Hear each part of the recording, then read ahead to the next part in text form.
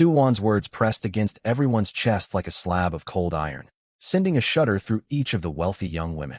A few days earlier, they would have dismissed such words outright. Back then, they still believed they could find food and were certain rescue would come. But these past 2 days, witnessing 2 people die right before their eyes, the chase in the 17th floor corridor had shattered all their illusions against the harsh reality.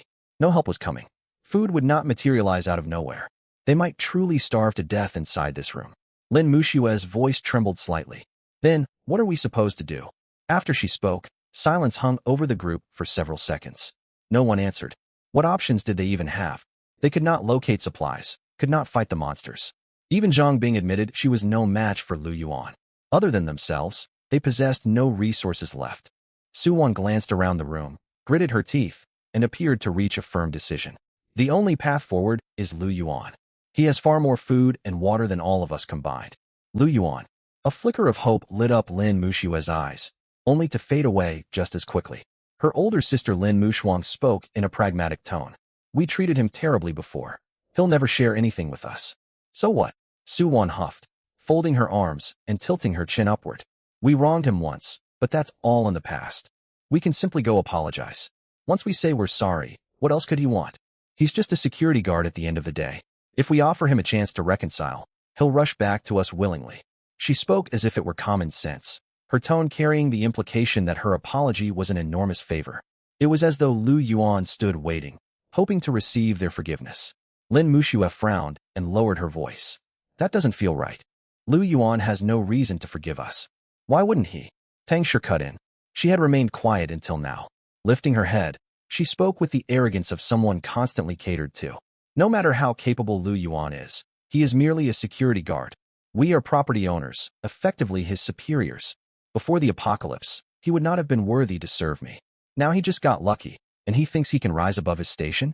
She paused, her tone laced with contempt. If we give him some incentives, he'll come back to assist us. At worst, we can make him an empty promise.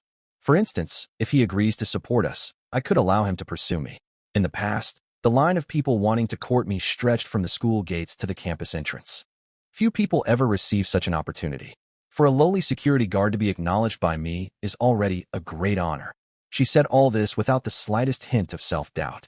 Countless men had pursued her for years, and she had grown accustomed to the idea that a simple show of goodwill from her would draw others to her side. Though the world had changed, her mindset remained trapped in the old order. Lin Mushue and Lin Mushuang exchanged a look, complicated emotions swirling in their gazes. The elder sister pressed her lips together and stayed silent. The younger sister lowered her eyes and twisted the hem of her clothing between her fingers. Neither of them offered a reply. Su Wan clapped her hands, settling the matter. All right, who's willing to go try first? She glanced toward Tang Shi. Tang Shi met her gaze. In that instant, both understood the other's intention. Each hoped the other would be the one to humble themselves first. Both kept their chins raised, neither volunteering to speak. To bow before Lu Yuan felt utterly humiliating. The two sisters kept their heads down and said nothing. Just as the silence dragged on, Qin Yi suddenly spoke. I'll go try shortly. Her voice was soft yet steady. All heads turned toward her, filled with surprise. Qin Yi sat up straighter, gently biting her lower lip as she reaffirmed her decision internally. Su Wan stared for a moment before breaking into a smile. Great. Yi, you go first. If you manage to get food, we'll follow afterward. Qin Yi shot her a brief, emotionless glance. The perspective shifted to Lu Yuan. Inside the shelter's living room, Lu Yuan tested the dark red mechanical compound bow in his hands. A faint warm glow hovered along the bow limbs, which felt slightly warm to the touch, like flickering flames. He handed the bow to Qiu Yuan and gestured for her to grip it properly, adjusting her stance. No need to pull with brute force. This bow has mechanical assistance. All you need to do is aim. Lu Yuan stepped back 2 paces and watched her posture. Align the 3 points. Aim for the bullseye. Qiu Yuan leveled the bow as instructed, closing one eye to target the paper target taped to the wall. Beside her, Su Mumu held her silver electric compound bow and copied her movements, aiming at a separate target. Both bows relied on robust mechanical structures, requiring little upper body strength from the user. Qiu Yuan adjusted her angle and released the string. A soft twang echoed as the arrow embedded firmly in the outer ring of the target. It did not strike dead center, yet it was a decent shot for a first attempt. Su Mumu loosed her own arrow, which veered off and stuck into the edge of the target sheet. She pouted. This is so hard. Practice makes perfect, Lu Yuan said. Accuracy comes with repetition. As soon as he finished speaking, all three froze. Knock, knock, knock. Someone rapped on the door. Su Mumu and Qiu Yuan locked eyes. Reacting instantly, they raised their compound bows and aimed toward the entrance. Lu Yuan held out a hand to calm them, though neither lowered their weapons. Lu Yuan, open up.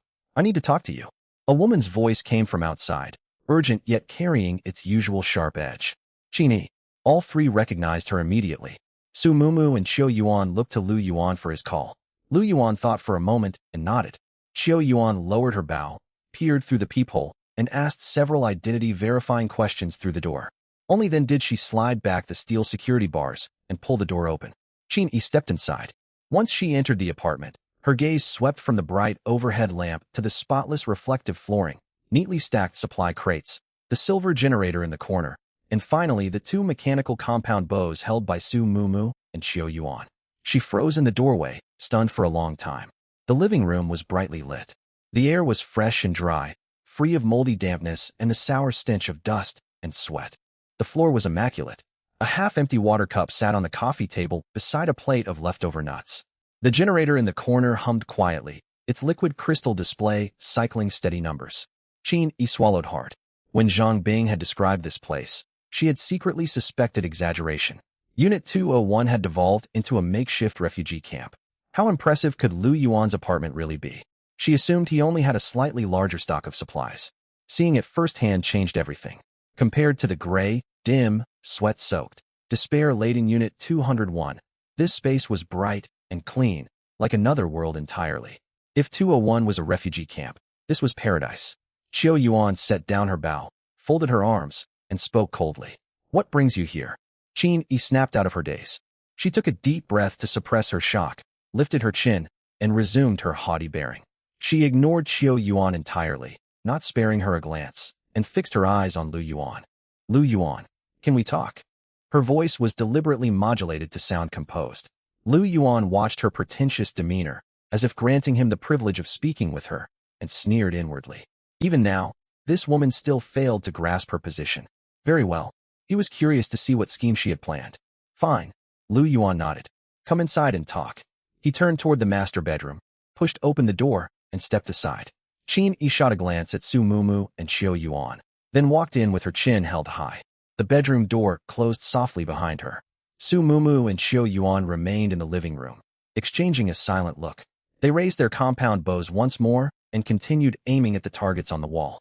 They would not meddle in Lu Yuan's affairs. Their only job was to stay ready. Inside the master bedroom, Lu Yuan leaned against the nightstand with folded arms, his face impassive, though a faint smirk tugged at the corner of his mouth. He studied the privileged young woman standing rigidly in the center of the room and asked bluntly, "What do you want?" Qin stood in the bedroom, unable to stop her eyes from wandering across the space.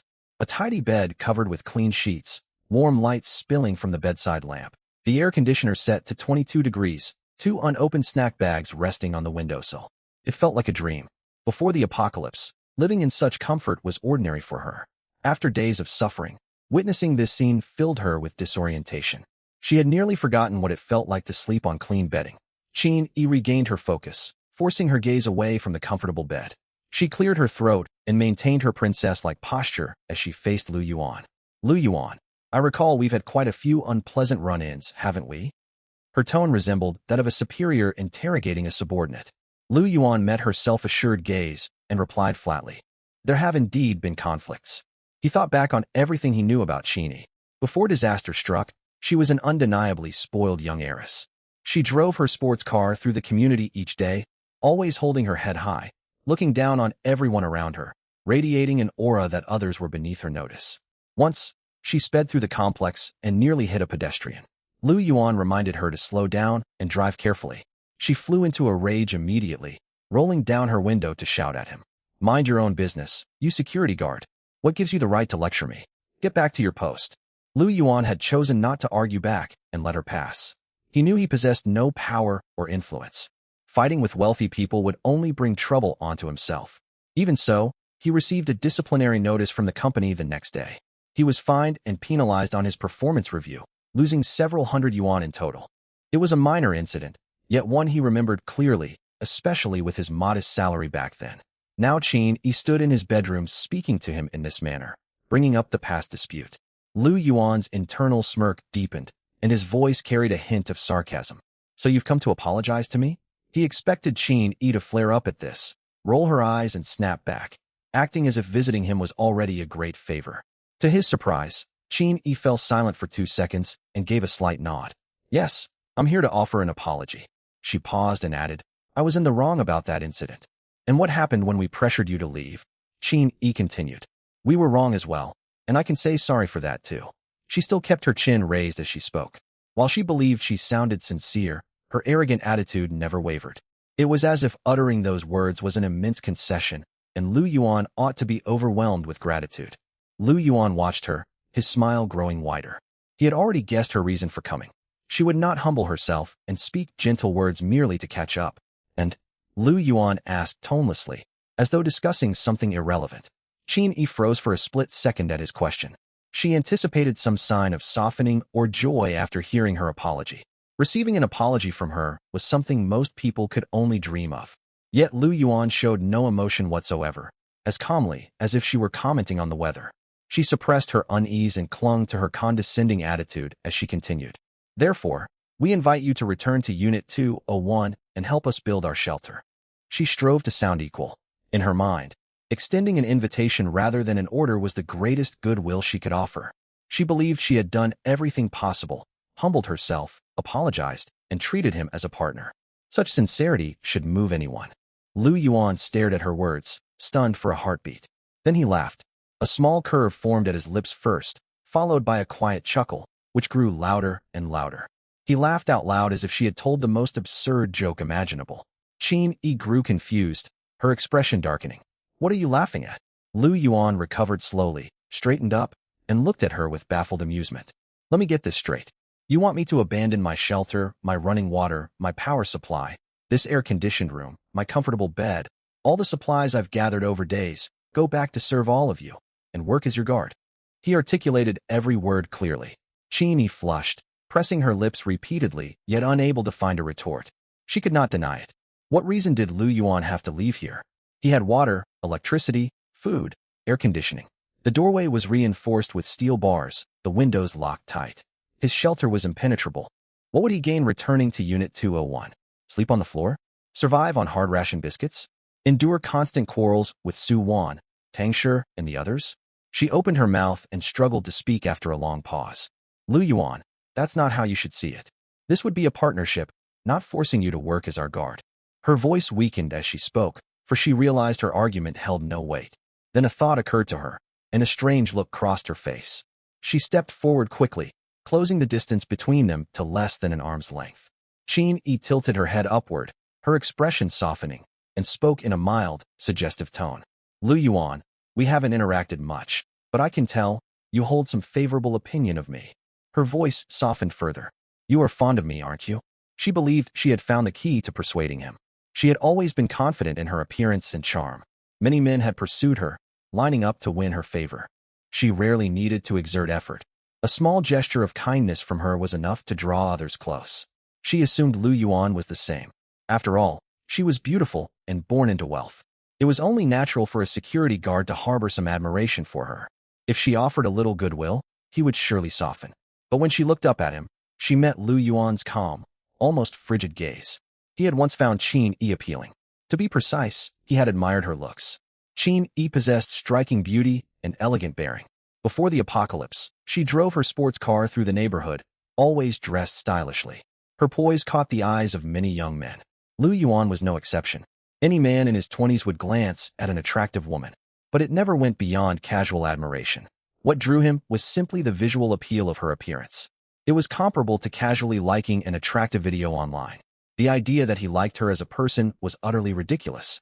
Now Qin Yi stood before him striking this pose, convinced she had discovered his weakness. She had no idea how ridiculous her behavior seemed to him, even more off-putting than her earlier haughty demeanor. She intended to use this as leverage to negotiate with him. Yet she failed to consider one thing. Did she hold any bargaining power against Lu Yuan now? If Lu Yuan chose to take advantage of the situation, she would be powerless to resist. Lu Yuan studied her delicate face, aware of the subtle scent she intentionally brought closer. He smiled silently to himself, maintaining an unreadable, neutral expression on the surface. He did not step back or dodge. He simply stood where he was, looking down at Qin Yi as she drew near, as if watching a stranger perform a clumsy play. Seeing that Lu Yuan offered no response, Qin Yi grew confused, unsure of where he stood. A vague sense of unease crept over her, and she pressed anxiously. Lu Yuan, what exactly do you mean? Will you agree or not? Irritation bubbled up inside her. She had already gone this far, and she could not fathom what was holding him back. Come closer. Lu Yuan smiled and waved her over, gesturing for her to approach. Confused, Qin Yi hesitated before taking half a step forward and tilting her face nearer. She thought Lu Yuan had finally softened and was about to make peace with her. Yet the moment her face drew close, Lu Yuan's expression turned icy in an instant. The next second, he lifted his hand, swung it wide, and delivered a solid slap against Qin Yi's fair, delicate cheek. Crack! The sharp sound echoed through the quiet bedroom for several seconds. The force sent Qin Yi stumbling backward several paces. The heels of her shoes scraped harshly against the wooden floor, and she nearly lost her balance. Her head jerked to one side. Strands of hair fell across her face, and a clear palm print bloomed on her left cheek before her eyes. She covered her face and looked up. Her beautiful eyes glistened with shock and disbelief. Lu Yuan, what are you doing? Why did you hit me? She could not process what had just happened. She had believed she held the upper hand, that she had Lu Yuan wrapped around her finger. How could his attitude shift so abruptly, striking her without the slightest mercy? Lu Yuan shook his stinging hand, gazing at her with frigid eyes, his voice cold as ice. This slap is repayment for what you did before. Qin Yi froze where she stood, still struggling to absorb his words, when Lu Yuan stepped forward and raised his hand once more. Crack! A second heavy slap landed squarely on her other cheek, harder than the first. This time Qin Yi tumbled onto the floor. She propped herself up on one elbow to avoid crashing fully to the ground. Both of her cheeks swelled, burning bright red, and a thin streak of blood appeared at the corner of her mouth. She lifted her head to look at Lu Yuan. Tears welled in her eyes, filled with terror and grievance, like a cat whose tail had been stepped on. Lu Yuan loomed over her, his tone still unyielding. The second slap is for your overconfidence. He took another step and stood before her, staring down at the tearful young heiress with swollen cheeks on the floor. You want me to return and help your group build a shelter? What makes you think I would come back? Your people. He bent down and locked eyes with Qin Yi. Do you truly think you are something special? Fear drained the color from Qin Yi's face. She huddled on the floor, covering her cheeks as tears streamed endlessly down her face. She had never been treated like this. Growing up, she had rarely even been spoken to harshly. Now a man had struck her twice, knocked her to the ground, and spoken words so cutting she could find no retort. She fully understood now. Lu Yuan would grant them no mercy. Old grievances and new grudges would all be settled, every last one. But she realized it was not over yet. Lu Yuan bent down, hooked a finger gently under her chin, and lifted her tear-streaked, swollen face to meet his gaze. You look rather pitiful like this, undeniably beautiful. His tone remained flat and cold, as if stating a plain fact. So I will tell you the third thing. You claim I am fond of you. He paused, his gaze drifting from her bruised cheeks to her shoulders and collar. You are not wrong. Your status as a wealthy heiress, paired with your looks, certainly holds appeal for many. A flicker of fragile hope flashed across Qin Yi's eyes. She thought she might have found a way to turn things around. Lu Yuan's next words snuffed out that spark entirely. I can acknowledge your outward appeal. He lowered his voice slightly. But if I wanted to force you to comply, do you believe you would have any say in the matter? Qin Yi's pupils widened sharply. As the words faded, Lu Yuan reached out and seized the front of her coat. Rip! The sound of tearing fabric cut sharply through the silence of the bedroom. Her thin outer coat was torn open, and her inner top split along a seam, exposing a stretch of pale skin beneath the warm bedroom lighting. Qin Yi let out a short cry of alarm. She instinctively tried to shield herself, flustered and unsure where to cover first, curling up on the floor with her shoulders trembling violently. Lu Yuan straightened and moved forward. Qin Yi shrank back in fright. Crunch! Lu Yuan did not stop there. He tore more of her clothing, revealing more of her skin. You. Qin Yi was too shaken to form coherent sentences, trembling uncontrollably. Born into wealth, she had always been doted on. She had never endured such humiliation. Lu Yuan raised his hand once more and struck her, sending her sprawling again. Blood trickled from her lips. Now, Do you still believe you hold any bargaining power against me? Lu Yuan pulled Qin Yi upright and drew her close by her slender waist. At that moment, fear dominated every emotion in her eyes. She dared not utter a single word, shaking her head repeatedly. Lu Yuan looked her over and let out a cold laugh. Do you think I need your permission to do whatever I want with you? Tears filled Qin Yi's eyes. She kept her head lowered, not daring to resist in the slightest. Before Lu Yuan, she was like a lamb waiting to be dealt with. Everything depended on his choice. Qin Yi braced herself, certain Lu Yuan would subject her to further mistreatment. To her surprise, Lu Yuan simply let out a scoff and tossed her back onto the floor. It is a pity, you failed to interest me at all. It was the ultimate humiliation. Lu Yuan discarded her as casually as trash. Her pride, her self-respect, all the qualities she had once flaunted meant nothing to him. Qin Yi clutched her torn clothing and curled into a tight ball. Tears splattered against the floorboards, mixing with her muffled sobs as her body shook nonstop. Her face, once proud and assured, was now streaked with tears and marked by terror. Qin Yi pushed herself slowly to her feet, her legs still trembling. She kept her head down and shuffled step by step toward the doorway. Her elegant high heels clicked against the wooden planks, each step as painful as treading on broken glass. Lu Yuan watched her. When she reached the door, she stopped. She stood there with her back to him, her shoulders quivering. One hand loosened its grip on her torn clothes, then clenched again, torn by inner conflict. Lu Yuan frowned, about to urge her to leave if that was her intention. Qin Yi suddenly turned around, her tear-filled eyes fixed directly on Lu Yuan, swirling with tangled emotions. She bit her lower lip hard, as if making an enormous decision. The hands that had been shielding herself slowly fell to her sides. Her half-torn coat hung loosely from one arm, and several buttons on her inner top had popped open. Before Lu Yuan could react, Qin Yi's knees buckled. She knelt down. Both knees met the floor. She knelt before him, her hair falling forward to obscure her swollen cheeks, though her trembling lips were still visible. Lu Yuan stared at the heiress kneeling on the ground, genuinely surprised.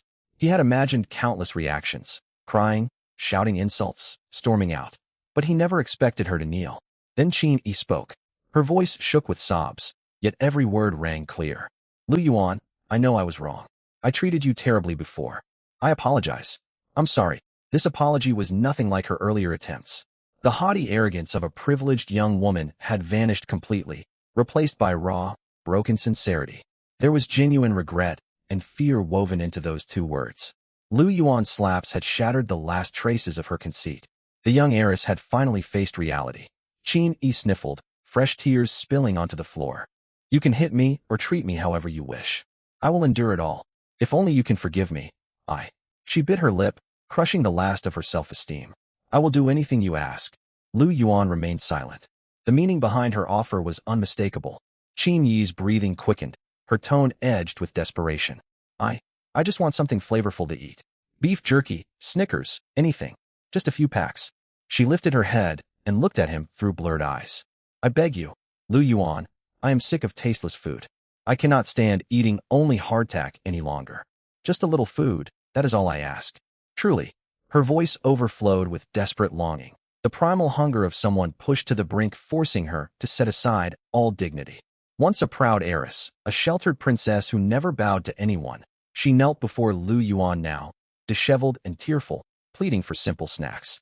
A few Snickers bars, some strips of beef jerky. Before the apocalypse, such a scene would have made headlines. But in this shattered world, sights like this would grow commonplace. Lu Yuan stared down at the kneeling Qin Yi, his expression as calm as still water. Qin Yi tilted her face upward, her lips parted, her gaze locked firmly on him. She had steeled herself. If she could taste something savory once more, she would submit to whatever demands Lu Yuan made of her. As long as she could eat beef jerky, she would accept anything. Lu Yuan looked away, walked to the nightstand, and took a pack of beef jerky from the pile of snacks.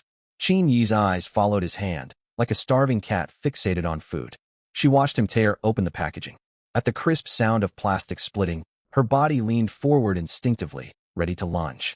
Then Lu Yuan brought the jerky to his mouth and took a bite. Qin Yi froze. She watched his jaw move as he chewed slowly, swallowing before taking another bite. A faint swallowing sound escaped her throat. Her eyes remained glued to the snack shrinking between his fingers, watching her last hope fade away bit by bit. After finishing his second bite, Lu Yuan glanced back at the woman on her knees and spoke as casually as if discussing the weather. I have plenty of beef jerky and Snickers here. He paused and shook the remaining half-strip of jerky. I simply have no desire to give you any. Qin Yi's gaze clung to the swaying jerky. She shifted forward on her knees, crawling 2 steps until she reached Lu Yuan's feet. I beg you, Lu Yuan. Every trace of her princess-like pride was gone, replaced by extreme humility. Just 1 strip. If I can have just 1, I will do anything you want. Anything at all. She tilted her head upward. Old tear tracks stained her cheeks while new tears fell.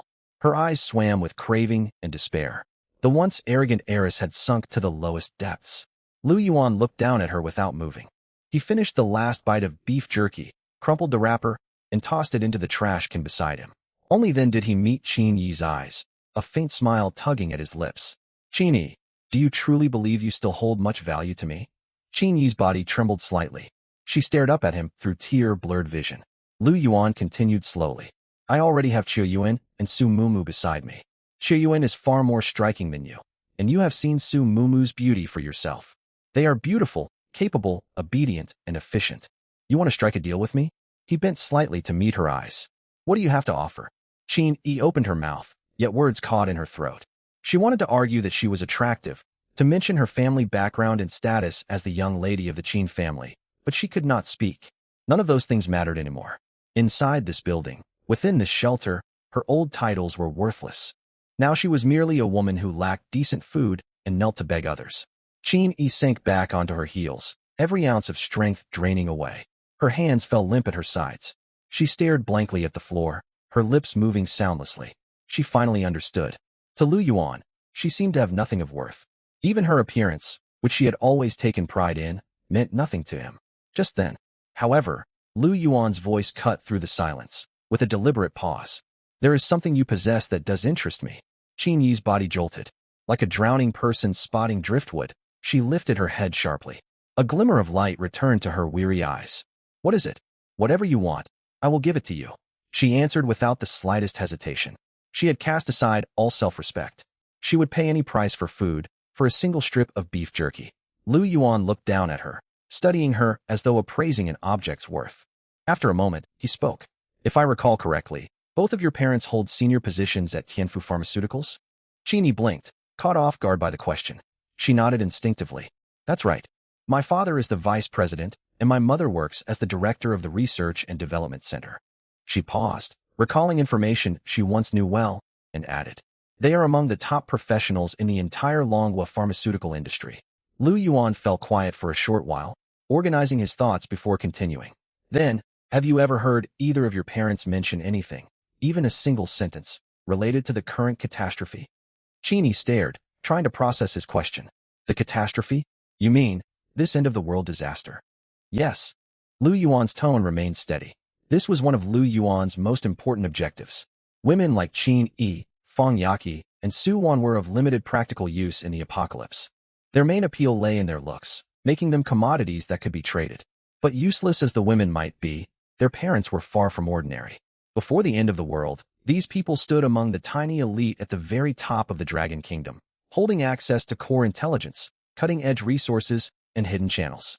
He had long known the identities of Qin Yi's parents. Both were towering experts within the pharmaceutical industry. Tianfu Pharmaceuticals was involved in biochemical research, viral testing, and pharmaceutical development of all kinds. When such a catastrophic global disaster unfolded, there should have been omens under normal circumstances. Therefore, Lu Yuan suspected that a small circle of top figures must have sensed something before the apocalypse arrived. There existed an even more terrifying possibility. This end of the world was not a natural disaster at all, but a man-made catastrophe. It could be the result of an incident orchestrated by an organization, a faction, or even an alliance of powerful figures at the highest level. If everything had truly been planned and set into motion, traces would inevitably remain from before the apocalypse. Of course, these were merely speculations. It would be nearly impossible for Lu Yuan alone to uncover conclusive proof. Qin Yi and those like her represented his best opening.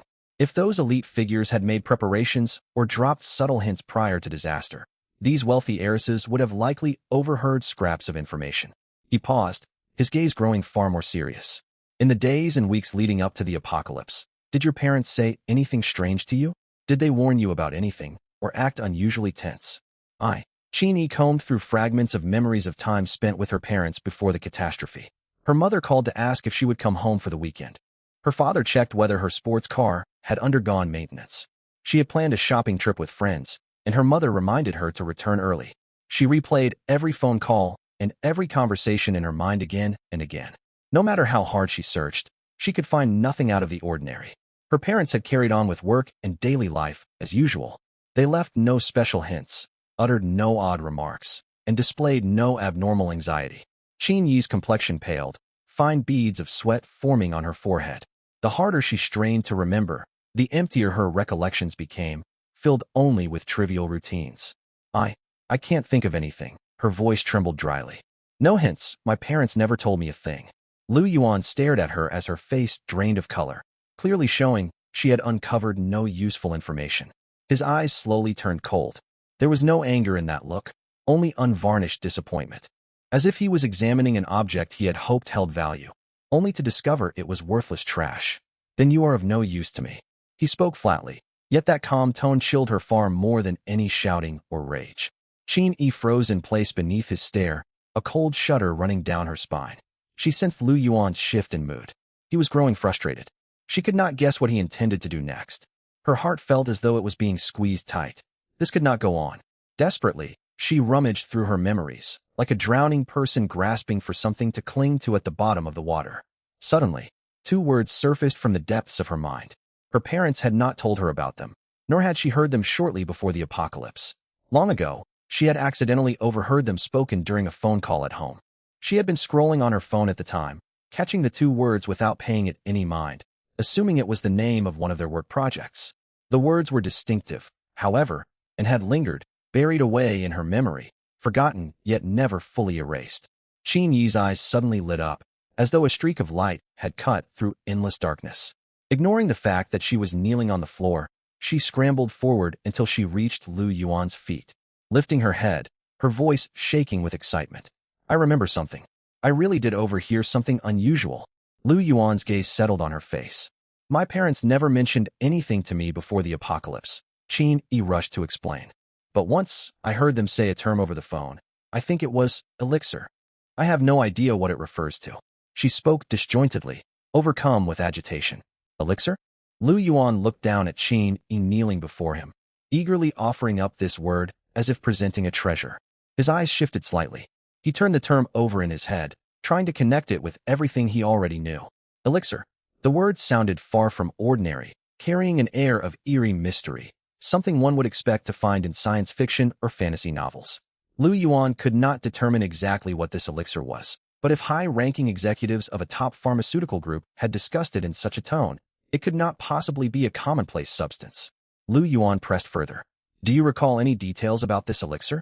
Still kneeling, Qin Yi saw that Lu Yuan was interested in the term, and hope flared within her. She strained to search her memory once more. The fragments of recollection were like sand paintings worn away by time, leaving only faint outlines. That is all I have. Only those two words stuck with me. I cannot remember anything else. They never brought up anything similar afterward. She paused, another thought occurring to her. But I remember how cautiously they spoke when mentioning it, as if discussing something of immense importance, nothing like their usual tone for work matters. Lu Yuan gave a slight nod. Whatever it was clearly significant enough to make senior staff at Tianfu Pharmaceuticals treat it with such gravity. Still, two single words formed far too thin a lead. He could not guess what the elixir did, or whether it was linked to the apocalypse. He would need to gather more clues to uncover the truth. Lu Yuan, is this information valuable? Qin Yi knelt there, watching him sink into thought, and asked cautiously, uncertain whether what she had shared would be enough. Lu Yuan glanced down at her. Once a wealthy heiress who roamed the streets in a luxury sports car, she now knelt helplessly at his feet, worn and disheveled. A faint, amused smile tugged at the corner of Lu Yuan's mouth. He reached out and gently stroked her messy hair, much like soothing a creature that had finally learned to submit. With his other hand, he pulled out an unopened beef jerky packet and waved it in front of Qin Yi. Her eyes locked onto the brown packaging as if drawn by a magnet, and she swallowed hard. Your information, Lu Yuan said slowly, does hold some worth. In that case, I am willing to give you a reward. Qin Yi's eyes brightened, and she leaned forward instinctively. Lu Yuan did not hand over the snack, however. He continued speaking at an unhurried pace. Before that, though. I want to see how sincere you truly are. Confusion flickered across Qin Yi's beautiful eyes. Sincerity, how should I show you? Lu Yuan's gaze swept over her form, sliding from her exposed shoulders to her waist before returning to her face. His smile deepening. You are the young lady of the Qin family, part of the elite upper class of Magic City. You are intelligent enough to understand what I mean, are you not? The words poured over her like icy water, extinguishing the last flicker of hope inside her. She understood. Lu Yuan demanded that she cast aside the last remnants of her pride. He wanted more than information. He wanted complete submission. Qin Yi trembled where she knelt. Her gaze shifted repeatedly between the beef jerky and Lu Yuan's face. Before she slowly lowered her eyes, she bit her lip, forcing herself to reach a decision that demanded every ounce of her strength. She moved. Instead of standing and turning to leave, she crawled forward on her knees across the quiet bedroom floor until she stood directly before him. When she lifted her head, a deliberate, soft smile curved her tear-streaked, reddened face, her eyes warm and inviting. I understand, sir. Her voice was soft and gentle. I will do everything I can to satisfy you. The once proud heiress had finally bowed completely, surrendering before Lu Yuan. Sometime later, Qin Yi pushed open the master bedroom door and stumbled outside. She looked thoroughly worn out, walking unsteadily as if treading on cotton. Her head hung low, strands of messy hair falling to hide most of her face, though they could not conceal the clear red mark across her left cheek. She dabbed at her mouth with tissues as she walked, swallowing repeatedly to suppress rising nausea. Her clothing was torn, barely covering her body. She clutched the ripped fabric tightly, trying in vain to shield herself. Faint red marks were visible on her skin. She hurried toward the entrance, desperate to flee the apartment as quickly as possible. In the living room, Qiu Yuan and Su Mumu halted their archery practice and turned their eyes toward her. Qiu Yuan's fingers remained steady around her dark composite bow. She gave Qin Yi a brief, come once over before looking away. Su Mumu blinked her large, lovely eyes and pressed her lips together, holding back the questions on her tongue. Qin Yi left the apartment. Silence settled over the space once more. Su Mumu stared at the closed door for a moment, then turned toward Qiu Yuan, her tone hesitant and concerned. Sister Qiu Yuan. Worry clouded her beautiful eyes. Qiu Yuan was sharp-witted and knew exactly what troubled Su Mumu. Up until now, Lu Yuan had acted restrained and mild in front of them, avoiding excessive cruelty. The way he had handled Qin Yi revealed his ruthless side. It was only natural for Su Mumu to feel uneasy. Qiu Yuan, however, showed no trace of anxiety and spoke calmly. To be merciless toward enemies, yet restrained and steady toward one's own people. Those are essential qualities for a capable leader in the apocalypse. She raised her bow again and adjusted her stance, her voice even. Let us resume practice. Su Mumu absorbed her words, gazing at Qiu Yuan's unperturbed expression. She nodded, lifting her silver electric bow once more and aiming for the bullseye on the target. The bowstring twanged, and the arrow shot forward, embedding itself in the paper target. Inside the master bedroom, Lu Yuan leaned against the headboard, staring toward the closed door, lost in thought.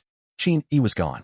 Outside in the living room, the steady twang of bowstrings continued, occasionally accompanied by Qiu Yuan quietly correcting Su Mumu's posture. He closed his eyes briefly, replaying all the information he had just obtained. Elixir. Qin Yi had spoken the term with certainty, and her description of her parents' extreme caution when discussing it reinforced his suspicion. The apocalypse might not be a natural disaster, and hidden forces could be behind everything. This elixir could well be the core of the entire crisis. Was it a medication, a biochemical agent, or something entirely different? Qin Yi could offer no further specifics. She had merely chanced to memorize the name. Lu Yuan himself still knew far too little. One fact was confirmed, however: the elite of the Dragon Kingdom, and likely influential figures all across the globe, had possessed foreknowledge of the coming catastrophe long before it struck. Whether it was a carefully planned disaster or an accidental outbreak, he lacked enough evidence to judge for now. Yet investigating the root cause was not his top priority at this moment. The world had already fallen to ruin. For a mere security guard trapped inside this skyscraper, uncovering the truth could wait. Survival came first. He needed to stay alive long enough to gather the strength to dig for answers. Before Qin Yi departed, he had instructed her to send the other women to him one by one, especially Su Wan, Tang Shi, Lin Muxua, Lin Mushuang, and the other wealthy heiresses. Their parents occupied the highest tiers of society. Like Qin Yi, they might have overheard passing comments they had ignored at the time. With Qin Yi as his first breakthrough, These women represented valuable sources of information. As for whether they would choose to cooperate, once they arrived here, they would have no choice in the matter. Lu Yuan pushed the lead about the elixir to the back of his mind, standing and walking to a black metal crate in the corner. He lifted the lid. A dark silver mechanical alloy longsword rested neatly on black velvet lining, alongside its matching protective gear. He studied the blade for a moment, grasped the hilt, and lifted the weapon, swinging it lightly. A sharp whoosh cut through the air, and faint clicks echoed from the mechanical components inside the hilt as they responded to his movement. This mechanical equipment would greatly boost both his combat power and exploration capabilities. He planned to venture deeper into the lower floors during their next expedition. He might even find a way to escape the high rise entirely. Lu Yuan returned the sword to the crate and closed the lid, rolling his shoulders to loosen his muscles. The sound of archery practice persisted outside, along with Qiu Yuan's quiet guidance. He pushed open the bedroom door and faced the two women practicing in the living room. Finish this round of practice, then pack your supplies. We are heading downstairs soon. Understood. Su Mumu and Qiu Yuan replied in unison. Room 201. Qin Yi pushed open the door and stumbled inside. The moment the door shut behind her, Su Wan, Tang Shi, Lin Muxue, and Lin Mushuang swarmed forward. They had been waiting anxiously, hoping Qin Yi would return bearing news and food. 109. When they saw her disheveled state, every one of them froze. Su Wan's eyes widened. Qin Yi, what happened to you? Did Lu Yuan hurt you? Tang Shi stepped closer. Your face, your clothes, what did he do? Qin Yi scanned the surrounding faces, her lips parting slightly. She could see surprise and curiosity in their expressions, yet genuine concern was absent. They questioned her only to learn what had transpired, hoping they might also gain access to resources. Qin Yi recalled Lu Yuan's instruction to bring the other women to him. She lowered her gaze, remained silent for 2 seconds, then lifted her head, forcing a faint smile onto her face. It is nothing. I had an accident and fell on the way. Fell? Su Wan frowned, studying Qin Yi's face and torn clothing repeatedly. You look nothing like someone who simply took a fall. Tang Shi eyed her suspiciously. Exactly. Look at your clothes. She did not finish her sentence, but her skeptical stare made her meaning clear. Her disheveled appearance could hardly be explained by a simple fall. I truly fell. Qin Yi raised her voice slightly to override their doubts. Lu Yuan and I resolved our disagreement. He apologized to me, and she lifted the beef jerky packet and waved it in front of everyone. He gave me food. All eyes snapped toward the brown packaging, fixed on the snack as if pulled by a magnet. Beef jerky. How long had it been since any of them had laid eyes on something like this? Ever since one of their female team members had her head torn off while holding beef jerky, the snack had become a symbol that filled them with equal parts longing and dread. But the beef jerky resting in Qin Yi's palm right now was intact, unopened, real. It lay quietly in her grasp, glistening faintly with oil under the dim light. Su Wan's Adam's apple bobbed. Her voice rose involuntarily, laced with self-satisfaction. Lu Yuan is exactly as weak as I thought. He caved after just a few words. I wondered how long he could keep up that tough act. Right? Tang Shi chimed in with a scowl. I thought he had more backbone. Turns out he's nothing special. Someone echoed her. Just a lowly security guard. What could he possibly achieve? Makes sense. That's all he'll ever be. Another woman added. Only Lin Muxue and Lin Mushuang refrained from joining the jeering. Elder sister Lin Muxue frowned, her gaze shifting repeatedly between Qin Yi's swollen cheek and the hand clutching the beef jerky. Something felt wrong, yet she could not pinpoint exactly what. Qin Yi. Lin Muxue spoke softly yet earnestly. When will Lu Yuan come back? Will he bring back his supplies? Water, electricity, things like that. Lin Mushuang nodded beside her, hope flickering in her eyes.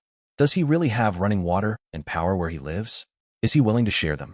The longing in their voices was plain, cautious yet fervent. Starvation and the lack of water in Unit 201 were pushing them to the brink. Once they heard Lu Yuan's apartment had constant water, electricity, and ample food, only 2 questions occupied their minds. When would he return, and would he bring supplies with him? Would that water, that electricity, the endless stock of food, one day be available inside 201 as well? Qin Yi shook her head inwardly. These women truly failed to grasp their predicament. They still imagined the security guard would return to Unit 201 with water and power, waiting on them the way he had catered to residents before the catastrophe. They saw him merely as a security guard, convinced that a little apology and a show of goodwill would send him scrambling back to serve them. Qin Yi knew better. Sooner or later, Su Wan, Tang Shi, Lin Muxue, and Lin Mushuang would all step into that master bedroom one by one and leave utterly defeated. They would face harsh realities and finally understand how powerless they truly were. Everyone would meet that fate. And so Qin Yi was plotting something else. If these foolish women were destined to clash with Lu Yuan and suffer defeat, she needed to adjust her stance far earlier and faster than them. Lu Yuan was her anchor now, and she would obey his every word. If she served him faithfully, becoming his most reliable and trusted ally, she would survive. She would not end up like those two who'd lost their lives in the corridor. The once haughty wealthy heiress had undergone a complete shift after everything she had endured. She harbored no other ambitions. Survival was her sole priority. Lost in her thoughts for a moment, Qin Yi slowly lifted her head. Her gaze swept across the hopeful faces around her, and she curved her lips into a measured smile. Lu Yuan will definitely come back. But before he returns, he wants to gauge everyone's attitude. She paused briefly before continuing. He sent me to deliver a message. Each of you can go see him one at a time. He will hand out food, let you use running water and electricity. You can take hot showers, and air conditioning will be running. It's an experience that feels utterly wonderful. There was deliberate yearning in her tone as she finished speaking, as if she were reminiscing about something marvelous. Su Wan and the others' eyes lit up instantly. Food, water, electricity. Those words held an almost magical power. In an instant, the weariness gnawing from their hunger faded. Trapped inside the dull, shadowy Unit 201 for so long, they could barely recall the sensation of hot water flowing over skin or what it was like to stand beneath glowing lights. Now Qin Yi told them all of that could be theirs, if only they went to see Lu Yuan. Su Wan snorted with satisfaction. That's more like it. Lu Yuan knows how to behave properly. Running water and electricity, just thinking about it feels incredible. Tang Shi nodded beside her, barely containing her anticipation. Since he's reached out like this, we ought to give him a chance. After all, his gesture is sincere enough. Her words sounded reserved, but her eyes betrayed her. She burned with eagerness. Lin Muxue exchanged a glance with Lin Mushuang. The elder sister pressed her lips together without speaking, yet the spark of hope in her eyes was impossible to hide. The younger sister spoke up cautiously. Will he really provide food and electricity? Doubt mingled with desperate hope in her voice, as though she feared this might only be an empty fantasy. Of course it's true, Qin Yi replied firmly. I already brought back proof. What reason do you have to doubt me? Her argument carried weight. The beef jerky still sat within her pocket, tangible evidence that could not be faked. The women looked at one another, unable to resist the allure, longing shining clearly in their eyes. Moments later, Tang Shi could wait no longer and volunteered. Very well, I'll go over first. Wait and hear how it goes for me. Soft laughter rippled through the group, and the atmosphere lightened for the first time in a while. Su Wan clapped Tang Shi on the shoulder. Go on then. Show him what you're made of. Tang Shi tilted her chin upward, carrying the pride of a pampered young lady. Beneath lowered eyelids, however, Qin Yi's eyes glinted coldly. Tang Shi was the most unruly and arrogant among all of them. She had once been Fang Yaqi's most loyal follower. When confronting Lu Yuan, her words had always been the sharpest. Phrases such as a worthless security guard, a toad craving swan meat, and he is far from worthy, had rolled effortlessly off her tongue. Qin Yi could easily picture what awaited Tang Shi when she arrived. How would Lu Yuan respond to her arrogance? Would he be stricter with her than he had been with Qin Yi? A faint twinge of anticipation stirred within Qin Yi. Once the proud heiress had been forced to recognize her vulnerable position, her mindset had transformed entirely. Looking at Su Wan, Tang Shi, Lin Muxue, and Lin Mushuang, women who had once stood equal to her, she felt no sympathy. Instead, she half expected each of them to face a humbling reckoning, to learn humility and acknowledge Lu Yuan's strength. Once that happened, she would no longer be the one in the most precarious position. Just then, a mature female voice cut through the low chatter in the room. Everyone. Gulan stood up. Her gaze swept steadily over every woman present, her tone commanding attention. The exploration window will open soon. We should prepare to head out and search for food. Her words dropped like a stone into stagnant water, not sparking excitement, only heavy silence. Heads bowed. Some picked nervously at their fingers, others turned toward the wall, a few pretended to straighten their clothing. The exploration on the 17th floor remained etched in everyone's mind. They had watched two people die brutally, their bodies dragged into darkness. That horrific image haunted each of them endlessly.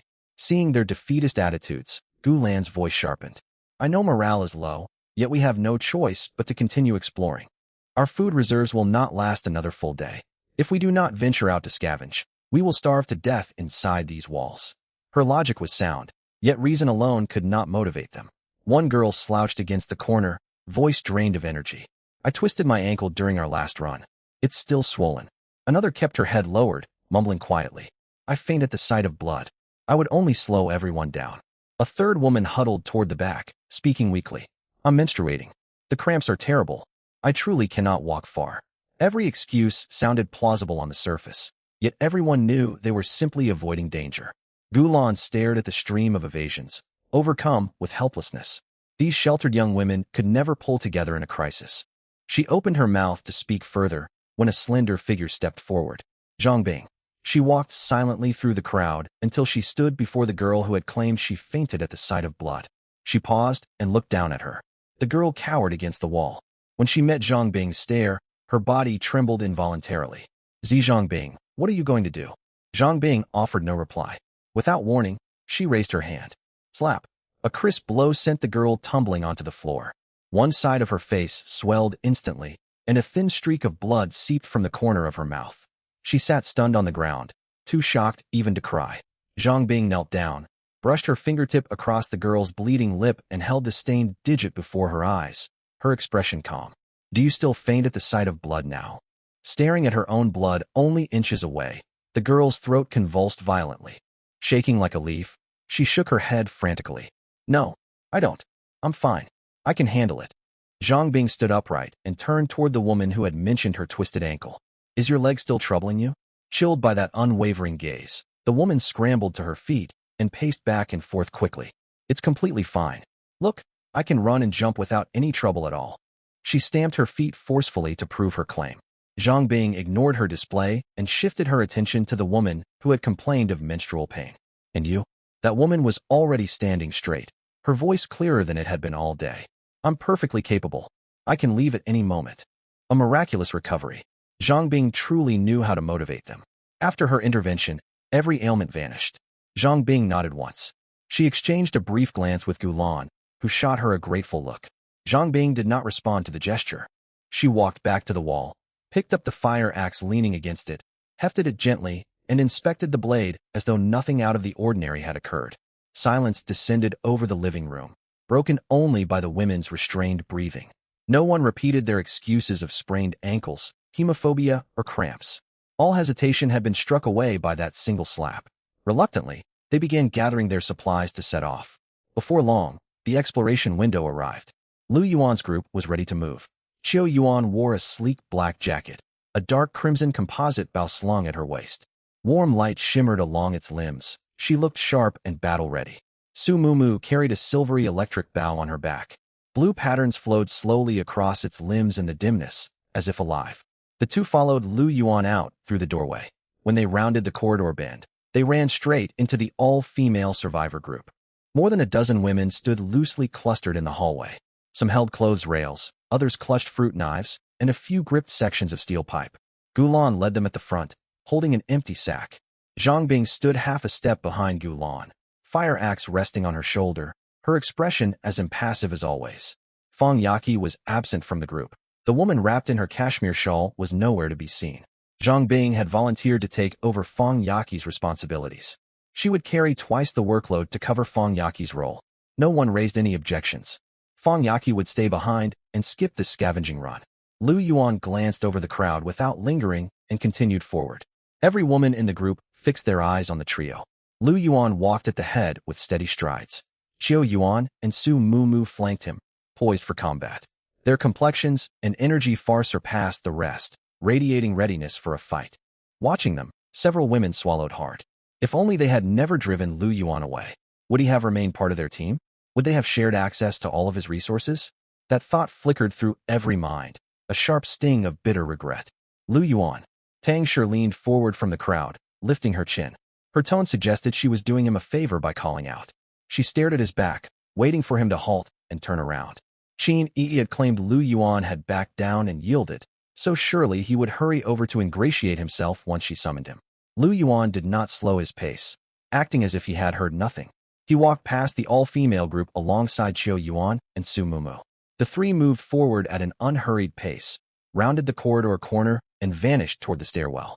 Tang Shi froze mid-motion, mouth hanging open as though she had just been publicly humiliated.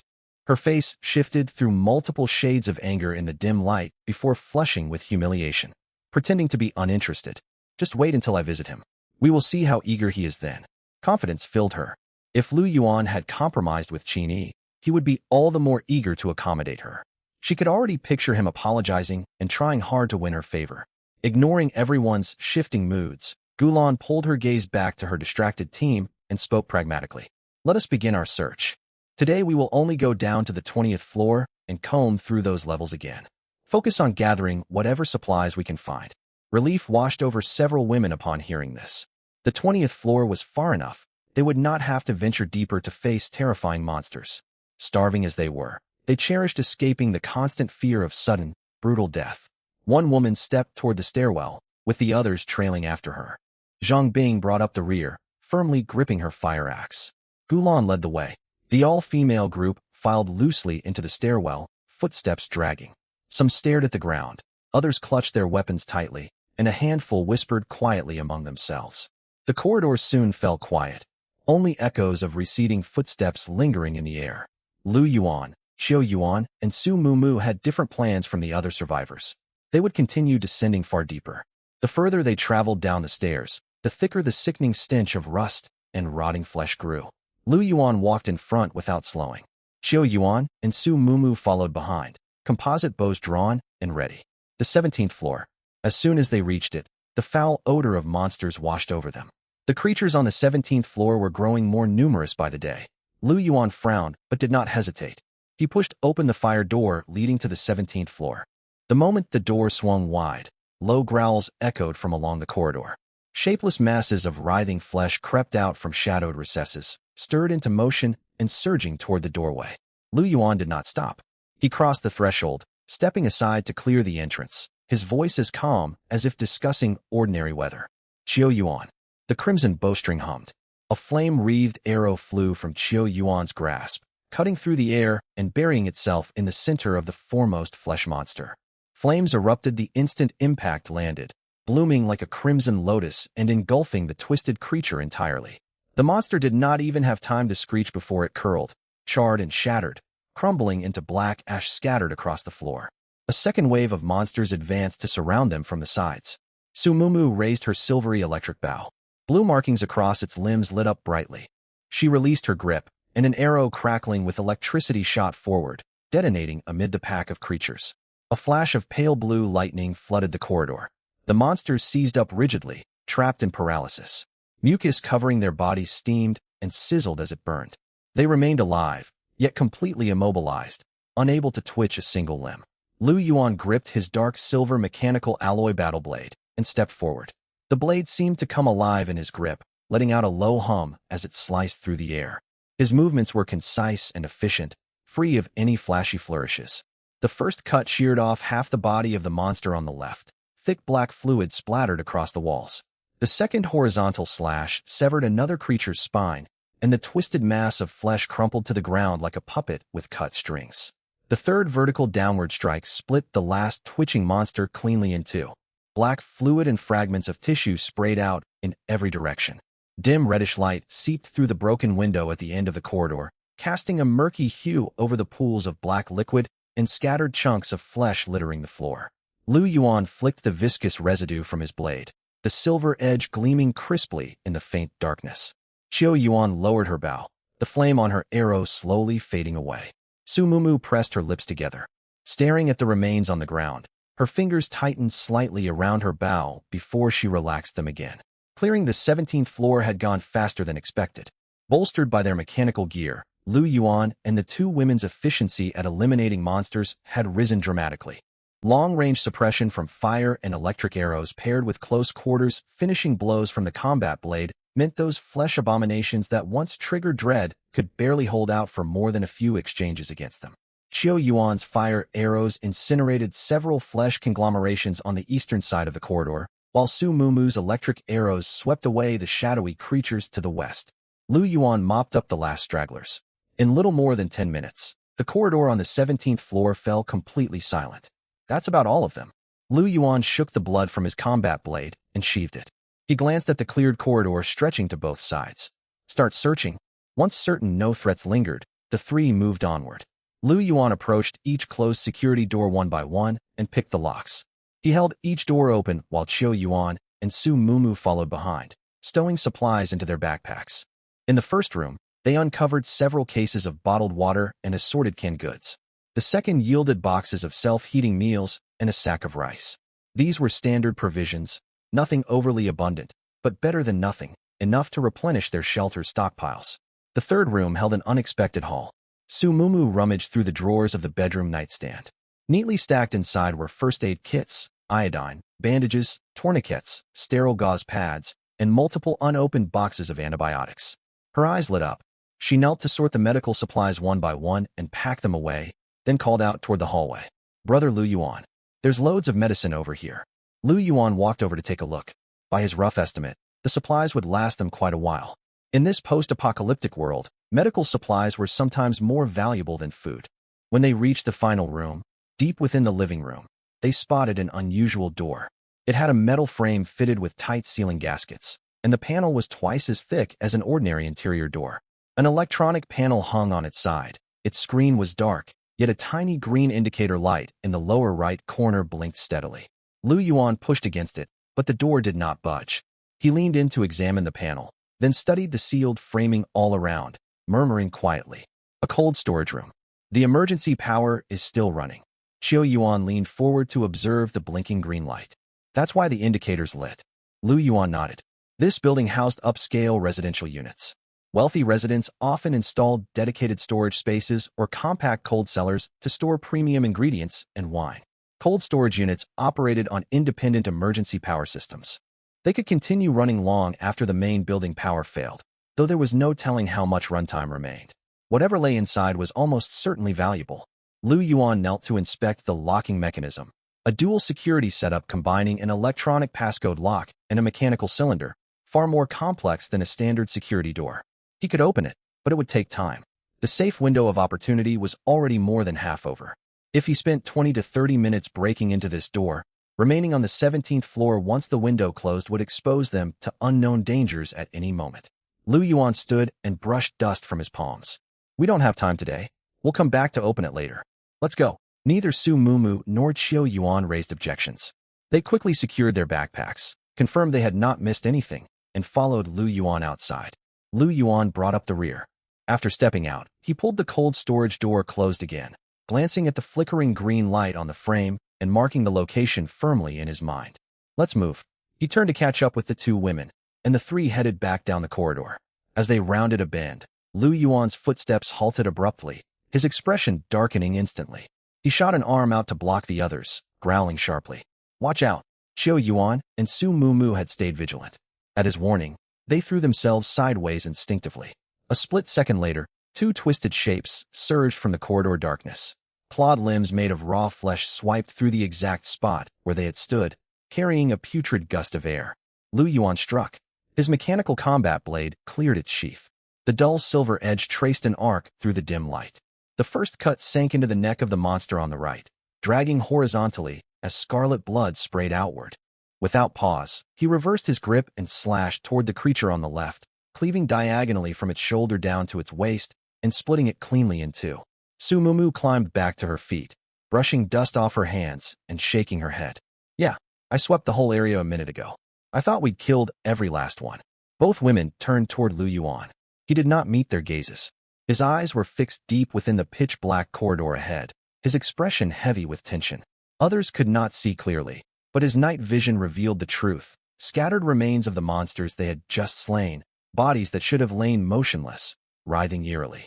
Shattered limbs shifted as if manipulated by invisible hands, piece by piece drawing together, striving to reform into some shape. Thick bodily fluid seeped up from the floor, wrapping around the fragments, sticking mismatched monster remains to one another. What sent a chill down Lu Yuan's spine was the network of ultra-fine flesh threads connecting the broken parts, like tendrils sprouting up from beneath the ground. They burrowed into the chunks of meat, dragging them toward a single direction. They were not regenerating on their own. Something was controlling them. Something extended unseen tendrils from underground to piece the slain monsters back together. We need to leave. Dread surged through Lu Yuan. He offered no explanation, his voice low and urgent, leaving no room for hesitation. Back to the stairwell. The two women asked no questions and sprinted after him toward the stairway entrance. More monsters lunged out from shadows lining the corridor. Lu Yuan led the way forward, swinging his blade repeatedly, each strike precisely severing vital points of the charging abominations and denying them any chance to counterattack. Qiu Yuan and Su Mumu fought alongside him, firing alternating fire and electric arrows to intercept creatures attempting to flank them. When the three reached the stairwell doorway, Lu Yuan glanced backward. Deep in the corridor, the monster carcasses he had just cut down were writhing once more. Flesh threads crept upward from the floor, tangling around the broken limbs again. He tore his gaze away, pushed the door open, and rushed into the stairwell. Su Mumu and Qiu Yuan gasped for breath, preparing to head upward. But Lu Yuan stopped short, standing in the center of the stairwell and staring down the steps leading deeper. Qiu Yuan noticed him halt, her voice rising with anxiety. "What's wrong?" Lu Yuan fell silent for a moment, then spoke 4 words. "We're going down to take a look." "What?" Qiu Yuan thought she had misheard. They had barely escaped the 17th floor.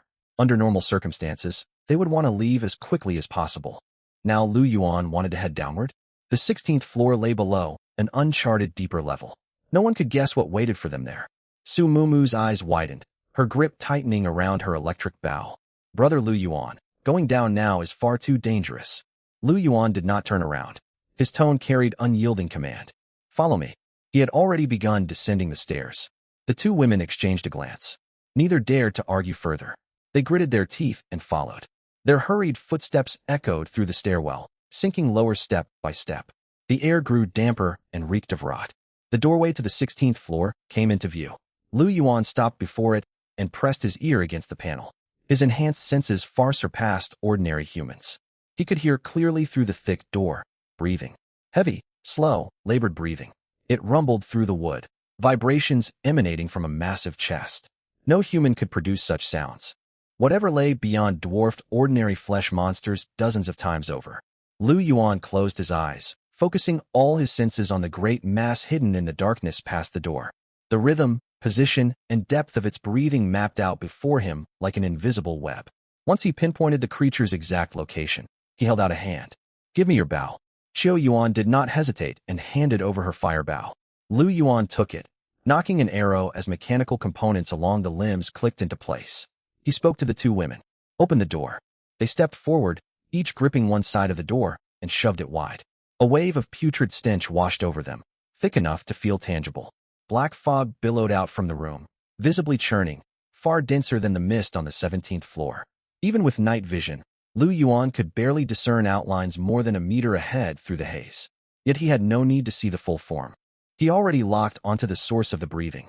He released his fingers. The blazing arrow streaked through the thick fog, leaving a trail of bright flame as it shot deep into the darkness. Boom! The arrow collided with something, and fire erupted instantly, spreading like poured oil. Orange flames surged outward, illuminating most of the 16th floor. The moment the fire flared into sight, all three beheld the full shape of the creature.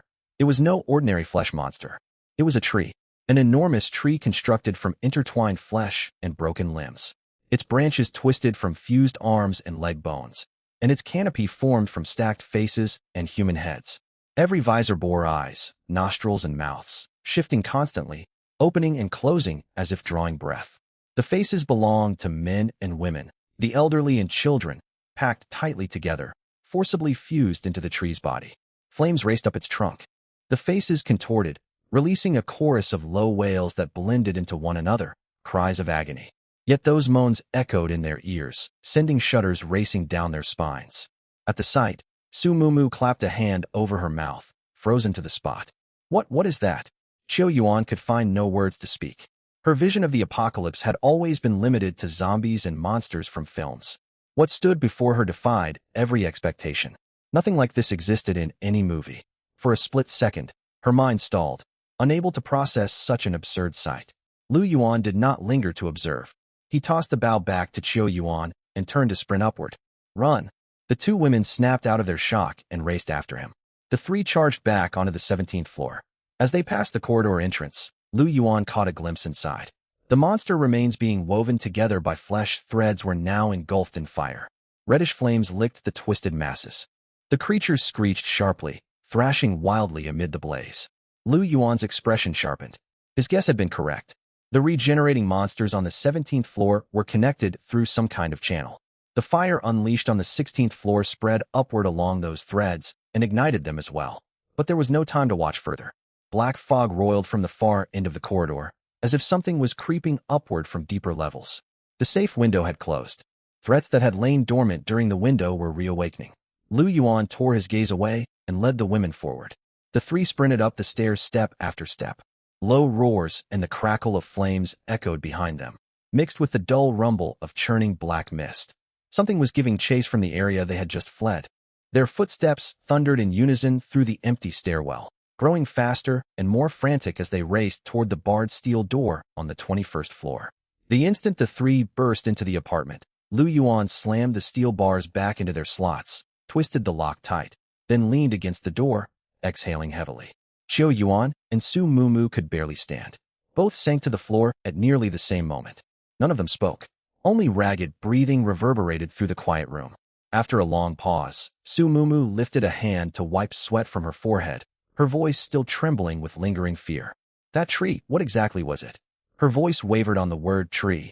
The image remained burned into her vision, impossible to shake off. She replayed the sight of the flesh-built giant tree covered in writhing, wailing faces engulfed in fire. As a medical worker, she had seen countless corpses and severe injuries over the years, yet nothing compared to this. It could not be explained by anatomy or medical science. It was a fundamentally wrong existence beyond all comprehension. Qiu Yuan said nothing. She leaned against the wall with her eyes closed, still struggling to steady her breathing. Zombies, monsters, ruined cities. That was the vision of the apocalypse Qiu Yuan held. Horrifying, yet still within the boundaries of human imagination. But the tree she had seen today proved this ruined world was far stranger and more terrifying than she ever imagined. A tree grown from flesh, rooted to the 16th floor, spreading and growing endlessly. Hundreds of human bodies woven into its form. If they had not descended and loosed that arrow, she dared not imagine what would happen as it continued to expand. Lu Yuan stood by the door without speaking. He rested against the frame with a grave expression, gaze lowered as he processed everything he had witnessed. Though the flesh tree shocked him, he was not entirely surprised. Clues from Qin Yi's magic formula had long made him suspect this apocalypse was not a simple biochemical disaster or natural catastrophe. It stemmed from something far more bizarre and incomprehensible. He had not expected such strangeness to reveal itself so abruptly and vividly. A flesh tree rooted on the 16th floor, already grown to such scale. The faces, the connecting threads, the monsters being continuously reassembled and controlled in the corridor, all made him realize the truth behind the end of the world might be far worse than his worst fears. Still, the arrow had been loosed. He had seen flames devouring the tree's body, the twisted faces writhing in agony. It might slow the tree's growth. But could that single arrow burn it completely and destroy it? He had no answer. Those underground threads and the endlessly merging remains made him suspect he had only inflicted a temporary wound, not a fatal blow. They would have to return during the next safe window to investigate. Lu Yuan set aside his thoughts and pushed away from the doorframe, his voice calm and steady. Don't dwell on it. Let's rest first. His tone was quiet, yet reassuring, pulling the two women out of their heightened state of panic. Su Mumu glanced up at him, the tension in her shoulders slowly fading. Qiu Yuan opened her eyes, gave a silent nod, and pushed herself up from the floor. The three began removing their gear. Lu Yuan unstrapped his mechanical combat blade from his waist and leaned it against the wall. Qiu Yuan and Su Mumu set down their bows and arrow quivers as well. Qiu Yuan started tallying the supplies they had collected, sorting food and daily necessities into neat piles. Su Mumu knelt in the corner to organize the newly acquired medical supplies. She counted iodine, bandages, and antibiotics one by one before carefully storing them inside a waterproof case. Lu Yuan walked into the bathroom and took a shower.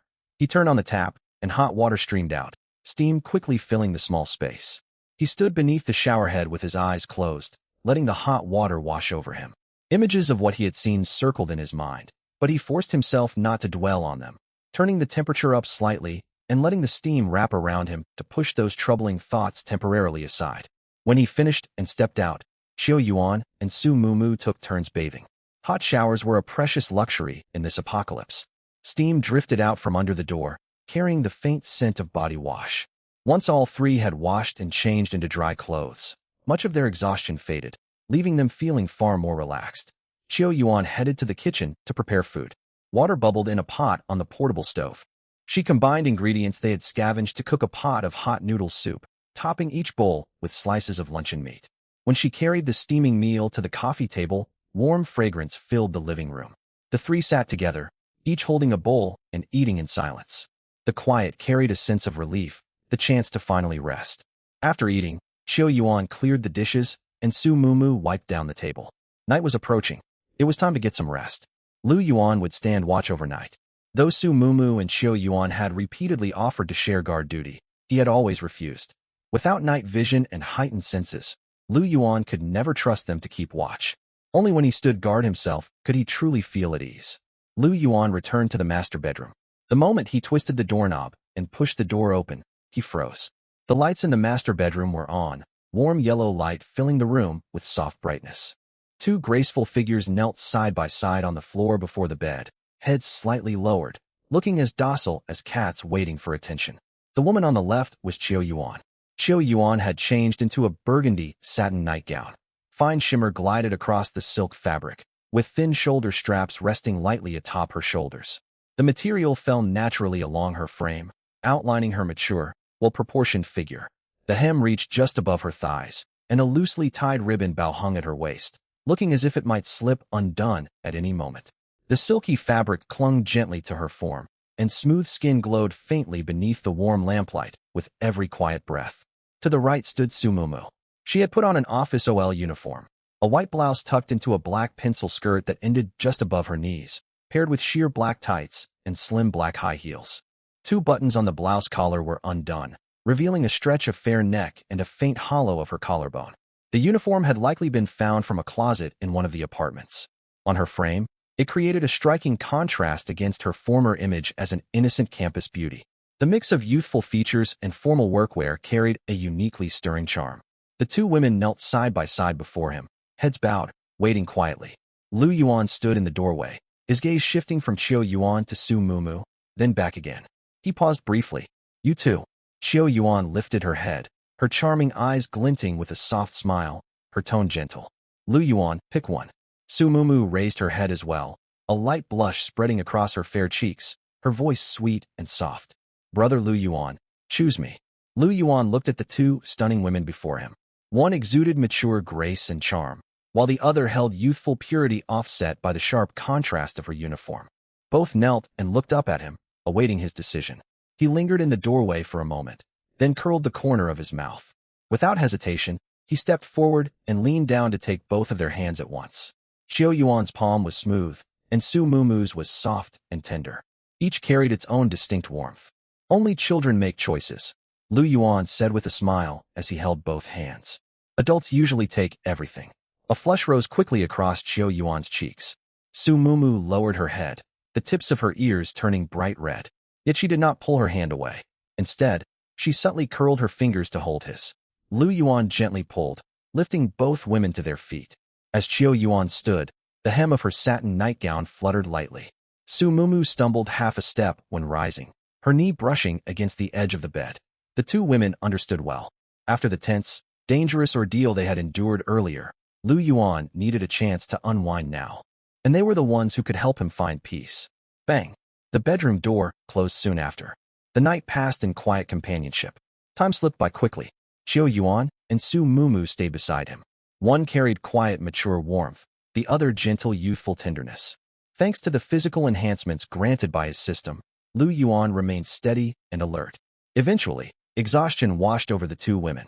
Qiu Yuan lay on her side on the bed, one strap of her burgundy nightgown sliding down her arm. The silk fabric loosely draped over her graceful figure. Su Mumu lay face down against the pillow, several buttons of her blouse undone. A large stretch of fair back exposed. Her breathing came shallow and unsteady, as if she barely had strength left to lift her hands. Once the two women drifted into rest, Lu Yuan also took time to recover. It was past 11 at night when he sat up, swung his legs over the bed, dressed, picked up the mechanical combat knife, leaning against the headboard, and quietly stepped out of the master bedroom, closing the door behind him. The living room was silent. The warm glow of a camping lamp spread over the sofa. As usual, he dragged a chair to the entrance and sat down, placing the combat knife within easy reach. He leaned back against the chair, half closing his eyes to keep watch through the night. There was no movement in the corridor. The entire building was silent, as if submerged in deep water. Now and then, a distant gust of wind drifted up from the stairwell, only to vanish quickly into the darkness. Time ticked onward. The hands of the wall clock moved slowly, shifting from 11 to half past, then to 50 to 12. Lu Yuan's consciousness hovered in a state of half-asleep vigilance. When the numbers on his phone screen turned to 12 o'clock exactly, his mind sharpened instantly. He focused inward, and a translucent panel popped up, suspended in the void before him. Sign-in time reached. Lu Yuan silently thought the word sign-in. Words flickered on the panel, and lines of golden text slowly appeared. Sign-in successful. Obtained attribute point. Stamina +1. His regular daily attribute reward had arrived. A warm sensation spread from his chest, flowing through his veins to every limb. All lingering weariness faded away completely. He sat upright and rolled his shoulders, feeling fully recharged and clear-headed. Obtained talent. Killing intent perception passive. When facing imminent fatal danger, an alert will trigger in advance, granting a brief window of reaction time to evade or counterattack. Lu Yuan's eyes lit up as he read it. This functioned as an early warning system, buying precious fractions of a second before disaster struck. In the end times, life and death often hinged on that tiny window of reaction. With this ability, he effectively gained an extra chance to survive. Excellent. Truly excellent. The final reward was far more intriguing. Obtained supplies. Witch potion ×1 grade B witchcraft path unlocked. Lu Yuan's breath hitched for a moment. Witchcraft? He had only heard the term from Qin Yi that afternoon, and the system rewarded him with it that same night. Moreover, the witchcraft path had been unlocked. It meant future sign-in rewards might include more items tied to witchcraft. Interesting. He focused his attention on the line about the witch potion, and a detailed description unfolded clearly on the panel. Witch potion grade B effect. May be administered to one female target. After ingestion, the target becomes the exclusive witch of the user, bound by absolute loyalty, unable to disobey any command. The user gains full command over the witch, including her vitality, physical capabilities, and mental power. The witch may grow stronger by consuming flesh and blood, yet all gains from her growth belong entirely to the user. The user may decide the witch's life or death with a single thought. Lu Yuan's gaze grew intense as he read. The power of the witch potion was simply overpowered. With one bottle, a woman would become his fully loyal witch, hers to command completely. She could grow endlessly stronger by consuming flesh and blood, all progress feeding back to him. He could drain her life away whenever he wished. It amounted to a permanent, obedient combat unit that could continuously increase in strength. This item held immense value for him right now. He did not waste time dwelling on moral qualms. Discussing morality in the end times was absurd. Only one thought occupied his mind. It was a shame there was merely one bottle of the potion. He wondered if more could be obtained from future sign-ins, and just how far the newly unlocked witchcraft path would extend. Even this single bottle alone was enough to stir his excitement. There was, however, one drawback to the witch potion. The witch potion is highly unstable. Ingestion carries a risk of unforeseen mutation. Host is advised to exercise caution. If not for that risk, Lu Yuan would have considered using it on Su Mumu and Xiao Yuan. It could boost their strength while solidifying their loyalty. Given the mutation risk, he decided against it for now. After all, compared to Su Mumu and Xiao Yuan, Lu Yuan already had a better candidate in mind to test the potion. A faint smile tugged at his lips at the thought. For now, he simply needed to wait patiently for his opportunity. Arrows for his compound bow had also been restocked for the day. After sorting through his gains, he gripped his combat knife, leaned back against the chair, and resumed his night watch. Following the crisis on the 16th floor and the sight of the twisted flesh tree, Lu Yuan was far more cautious during guard duty. He dared not relax in the slightest. His five senses stretched wide, forming a net covering the doorway and corridor, capturing every faint sound. The first several hours remained quiet. The whole building sank into oppressive stillness, interrupted only by occasional distant wind drifting up the stairwell and fading into darkness. Lu Yuan maintained his semi-alert posture. Every so often, he stood and peered through the peephole to check the corridor. Before sitting back down to continue his watch, conditions shifted in the late hours of the night. Lu Yuan rose and approached the door to peer through the peephole. Thin black mist, barely visible earlier, was slowly creeping upward from the lower floors. The fog moved as if alive, seeping along cracks in the walls and floors. It advanced gradually rather than surging violently as it had the day before, yet this slow, steady spread felt even more unsettling. He frowned. The black mist had returned. After the battle the previous day, the monsters below had quieted considerably, only for the mist to spread upward in their place. It felt like a cycle of balance. When monsters retreated, the mist advanced. He kept watch for another 2 or 3 hours. When he checked again, the mist had thickened dramatically. The entire corridor lay submerged in murky gray-black haze. The outlines of walls blurred beyond recognition. Fire hydrants and emergency light signs swallowed entirely by fog. The dense air carried a faint metallic tang, tightening Lu Yuan's nerves. He knew well what came with thickening mist. Strange phenomena always surfaced in these conditions. Shadowy figures, pale, drifting shapes with reddish features, all emerged amid heavy fog. He retreated to his chair and mentally reviewed the plans he had made during the day. Originally, once the safe window arrived, he intended to head to the 17th floor to open the refrigerated cabinet and retrieve whatever valuable supplies lay inside. Afterward, he would descend to the 16th floor to check the state of the flesh tree engulfed by fire. If it still stood, Lu Yuan planned to deliver a finishing blow to ensure it burned completely. If it had already turned to ash, all the better, removing a major threat. But the spreading mist altered everything. Past experience warned him that traveling outdoors amid dense fog multiplied risks many times over.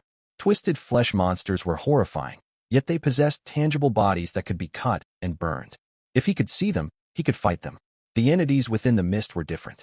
The shadowy forms that knocked on doors and spoke, the drifting pale shapes, he still could not determine what they truly were. He was unsure whether his combat knife could harm them. It remained unclear if they even possessed physical form. All things considered, the flesh monsters were far easier to handle. Lu Yuan's gaze fell to the door reinforced with steel bars and metal fittings. He regretted abandoning his original plan, yet he recognized it was the only sensible choice. Venturing into the mist would be reckless. Having witnessed the bizarre horrors on the 16th floor, one wrong judgment could bring irreversible consequences for himself, Qiu Yuan, and Su Mumu. He postponed the plans for the 17th floor cabinet and 16th floor flesh tree, resolving to wait until the mist receded. They had time to survive. There was no need to rush. Still, he wondered what eerie beings this wave of mist might bring. He remembered clearly the strange disturbances from the last fog event. Those shadowy figures haunted his thoughts. If not for some unknown rule restraining them, Lu Yuan suspected even his system might not hold them off should they break through the door. Fortunately, for some reason, they had never launched a direct attack. Most appeared to lack hostile intent, merely fleeing from something far more terrifying. Lost in these thoughts, Lu Yuan stood and walked toward the floor-to-ceiling window in the living room. Ever since learning the shadow in the opposite building was a living entity, he rarely pulled back the curtains, afraid of catching sight of something he could not unsee. Now, however, he wanted to look outside. Staying confined within the apartment for too long weighed heavily on his spirits. Past observation suggested no immediate danger came from simply gazing outward. Even when the shadow had lingered, nothing threatening had occurred. Lu Yuan grasped the edge of the curtain and pulled it aside. The first thing he saw was the crimson moon hanging in the sky. Its scarlet hue stirred unease. As he stared, he noticed the moon appeared redder than it had been in previous nights, as if its color might drip down from the heavens. He frowned and shifted his gaze downward. Boundless black mist swallowed the world, shrouding surrounding skyscrapers so thoroughly. Their outlines vanished. Only one nearby building remained faintly discernible, and that was all. The shadow that once stood behind its windows had vanished entirely. The building stood empty. The whole world seemed trapped in deathly silence. He watched for a while, discovering nothing noteworthy, and prepared to draw the curtain closed once more. Suddenly, the dense black mist outside churned violently. It looked as if something was about to burst forth from within the haze. Lu Yuan's expression hardened. He spun, grabbed the compound bough beside the window, nocked an arrow, and drew the string taut, aiming at the roiling mist, ready for battle. Moments later, the creature emerged from the fog. Lu Yuan inhaled sharply at the sight. It was a bird. More precisely, an eagle. Yet the eagle was grotesquely mutated. Its eyes bulged from their sockets, hanging only by strands of blood vessels. Even so, crimson pupils swiveled with ferocity. Its body was rotting, most feathers shed to reveal black, decaying flesh, with pale maggots crawling beneath the skin. Still, it flew, moving in awkward, unnatural motions, as if an outside force drove its long-dead frame. Most unsettling of all were its talons. Draped beneath them hung several lengths of bloody intestines. It was plainly human innards, the wounds fresh and red, torn free only moments earlier. Lu Yuan kept the bow drawn, arrow aimed at the blood eagle flying toward him. The eagle sensed his presence. Its rotting neck twisted stiffly, turning to face Lu Yuan. Those bulging eyes locked onto him, crimson light blazing from its pupils. It let out a shrill, excited cry, hoarse as if its throat filled with rotting tissue. Then altered course and charged straight for the floor-to-ceiling window. Lu Yuan maintained his aim, yet he felt no overwhelming alarm. Because the next instant, bang, the blood eagle crashed headfirst into the thick window glass. A cloud of murky blood splattered outward, rotten feathers and black flesh bursting across the pane like a grotesque flower. The eagle twitched once, its talons going limp, then plummeted from high altitude into the endless black mist, swallowed by shadow in an instant. Lu Yuan stayed drawn for several more seconds to confirm no second creature followed, then slowly lowered the bow and exhaled. He stared at the filthy blood smears left on the glass and frowned deeply. What exactly was that creature a moment ago? Calling it an eagle would be inaccurate.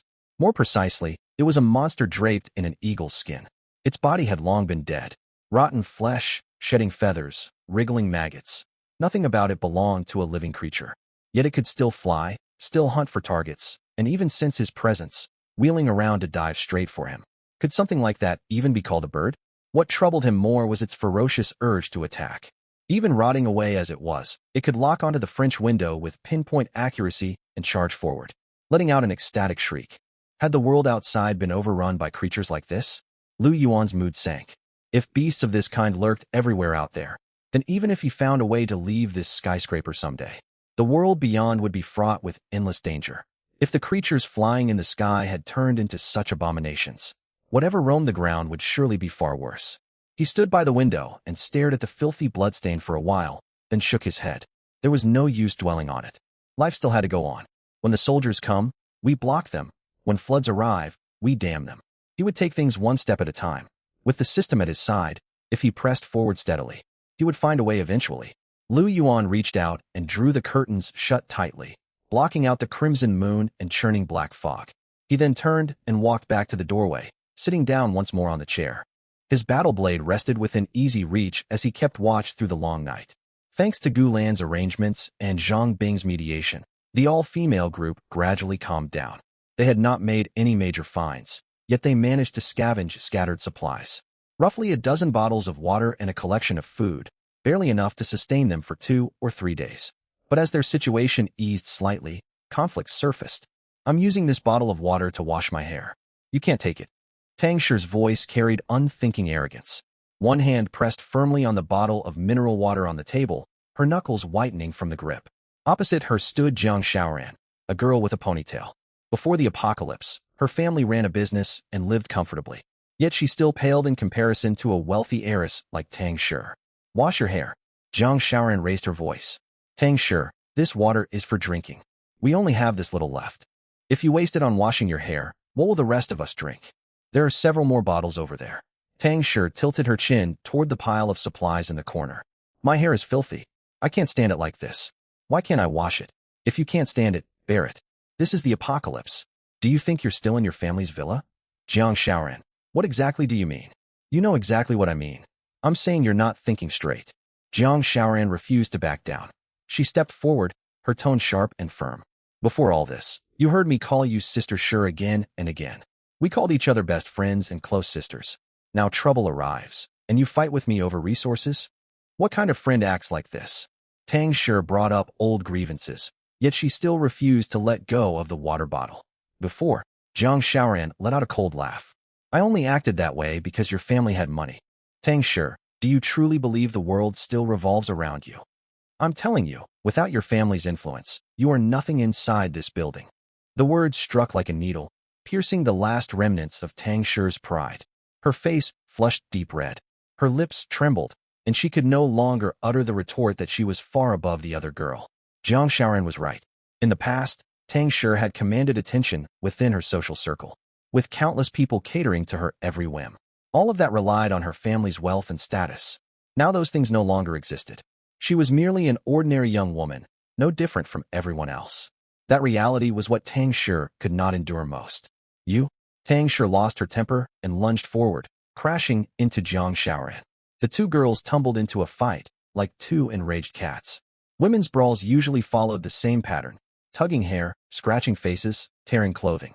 Tang Shi grabbed Jiang Shaoran's ponytail and pulled hard backward. Jiang Shaoran clawed at Tang Shi's collar in response, her nails leaving red marks along her collarbone. They rolled across the floor twice. Their shoes slipped off, and their hair became a tangled mess.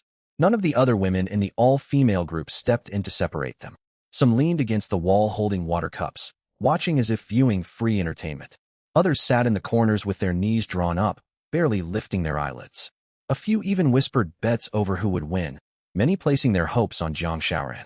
Scuffles like this had become commonplace in room 201's all-female group, erupting almost every other day. No one had the energy to break up fights anymore. They had grown numb. 3 women made enough drama, and here there were far more than 3. Tang Shi, the sheltered heiress, was clearly no match for Jiang Shaoran. Her scratches landed on her opponent, yet she lacked strength and proper angle, unable to inflict any meaningful harm. Jiang Shaoran fought far more ruthlessly. She seized Tang Shi's coat collar and pulled hard. There was a sharp tearing sound as the fabric ripped open from the neck all the way to her waist. Tang Shi let out a cry and instinctively raised her arms to shield herself, but Jiang Shaoran pulled once more, tearing loose her inner shirt. Tang Shi curled up on the ground, face burning red, tears welling in her eyes. She bit her lip and glared at Jiang Shaoran. Yet the haughty confidence from earlier was gone, replaced only by shame, anger, and grievance. Jiang Shaoran stood upright, brushing dust and stray hair from her hands. She looked down at Tang Shi. Still planning to wash your hair? Tang Shi bowed her head and remained silent, clutching her tattered clothing. The bottle of water still sat on the table, untouched by anyone. Someone among the onlookers let out a laugh, and soon scattered snickers followed. Tang Shi heard the laughter. She bit her lips until they turned pale, her fingers squeezing the torn fabric so tightly it dug into her palms. After a moment, she lifted her head abruptly, jaw clenched tight, staring furiously at Jiang Shaoran, who stood before her with hands on her hips. Her voice shook, yet her tone was icy. Just you wait. She spoke every word with immense force, pouring all her humiliation and grief into that sentence. Jiang Shaoran only let out a scoff and turned away, not sparing her another glance. Tang Shi wiped her tears roughly with the back of her hand, pushed herself off the floor, and clutched her ripped clothes. She hurried back to her corner with her head lowered. She crouched against the wall, burying her face in her knees, shoulders hunched, like a wounded cat hiding away from the world. Her coat hung open, yet she paid no mind to covering herself. She only curled up, hiding her face as if she could separate herself from the humiliating conflict. No one came to comfort her. The women who had laughed moments ago returned to their own spots. Some resumed eating compressed biscuits, some leaned against the wall to rest their eyes, and some stared down at their fingernails, acting as if nothing had happened at all. Such was the false friendship between them. Before the apocalypse, they gathered to take selfies and swore to be best friends forever. None imagined it would end up like this. Now, forever felt impossible to achieve. They could barely get through a single day without strife. A single bottle of water was enough to spark a fight, and nobody would step forward to mediate or offer comfort afterward. The small conflict in room 201 finally came to an end. Nobody cared what had transpired. Such farces were far too ordinary for the women living in room 201. The scene shifts elsewhere. Lu Yuan peered out through the peephole. The black fog in the corridor had thickened to an extreme degree, filling nearly the entire passage. Even the outline of the opposite wall blurred beyond recognition. There would definitely be no safe window of opportunity today. Fog this dense made venturing out impossible. Merely gazing into it sent a chill down his spine. Lu Yuan stepped back, sat down on his chair, and waited a while longer. After confirming there were no strange noises in the corridor, he stood and walked toward the center of the living room. Su Mumu and Xiao Yuan were already prepared, each holding a composite bow. The dark red and silvery bow limbs glowed softly in the faint indoor light. Lu Yuan strapped his mechanical battle blade to his waist, ready to draw it at any moment. The three exchanged few words. They sat down, placing compressed rations and cans on the tea table, eating a simple meal to fill their stomachs before continuing their vigil. In such dangerous times, everyone needed to stay fully alert for unexpected developments. Time ticked slowly onward. The living room fell quiet, save for the faint hum of the nuclear generator and the ticking second hand of the wall clock. The black fog remained still, and the corridor was deathly silent, eerily quiet. Yet this stillness felt deceptive. It was as if something lingered beneath the calm, ready to surge forth at any second. The atmosphere grew stifling. Lu Yuan sat closest to the door, blade beside him, his gaze never leaving the steel-reinforced door. Su Mumu and Xiao Yuan sat on either side behind him, arrows knocked on top bows, ready to fire instantly. After roughly 2 more hours, sound echoed from the corridor. The noise was nothing like the frantic running, pounding doors and screaming they had heard before. It was a steady, even set of footsteps, as if someone wandered slowly through the black mist, each step spaced at identical intervals, without the slightest rush. It moved extremely slowly, each stride seemingly carefully calculated.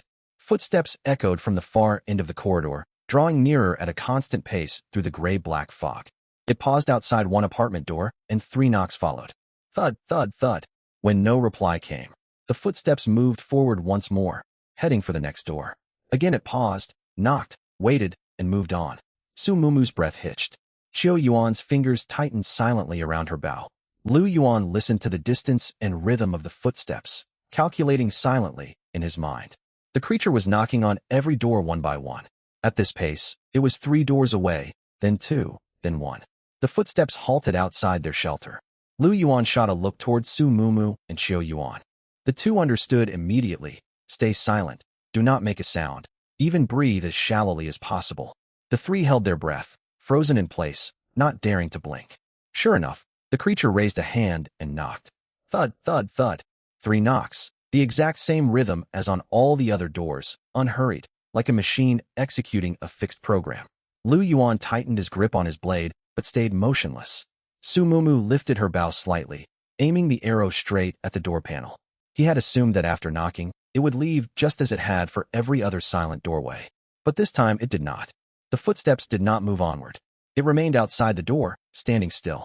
A terrible premonition washed over Lu Yuan like icy water. His grip on the blade tightened further, his eyes fixed firmly on the door, ready to strike at any moment. Then the shadow outside spoke.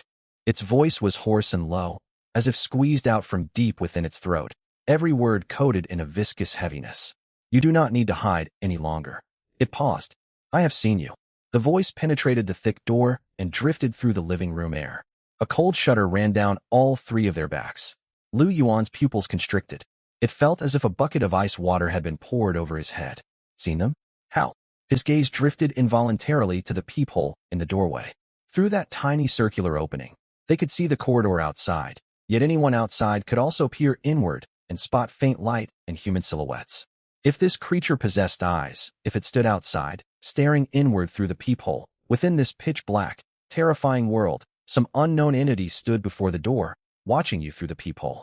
It was an utterly unsettling thought. Hearing the creature's words, Su Mumu and Xiao Yuan paled with fright and turned to Lu Yuan. Lu Yuan said nothing, only held up a hand gently to calm them and signal them to maintain silence. The 2 women swallowed the words rising to their lips, steadied their bows again, and quieted their breathing. The shadow outside did not leave. It remained standing there, separated by the door, steel bars and reinforced lock, silent as a stone statue in the corridor. A stalemate lasted roughly 2 minutes. Then the shadow outside spoke again. Its voice retained that hoarse, low tone, yet carried a note of helpless entreaty. I know you fear me. Truthfully, I am also terrified of what I have become. It paused, seemingly gathering its thoughts, or summoning the strength to continue speaking. But rest assured, I am no evil being, truly. I belong to the Aurora Church. We worship the Northern Aurora, and I am a cleric tasked with handling this catastrophe of aberrations. We follow the Archbishop's orders to purge all aberrant monsters within this region. Yet when we arrived, we discovered the scale of this mutation far exceeded our expectations. We came under attack from countless aberrant beasts and suffered heavy casualties. I became separated from the other clerics. The Archbishop has also vanished, lost within these premises. Its voice grew raspier, heavy with exhaustion. I have been infected by the aberration, and my strength is nearly spent. If I cannot rest soon, I will not survive. Death itself holds no terror, yet the aberration continues to erode this world. If it cannot be contained, every survivor in this region will face unparalleled disaster.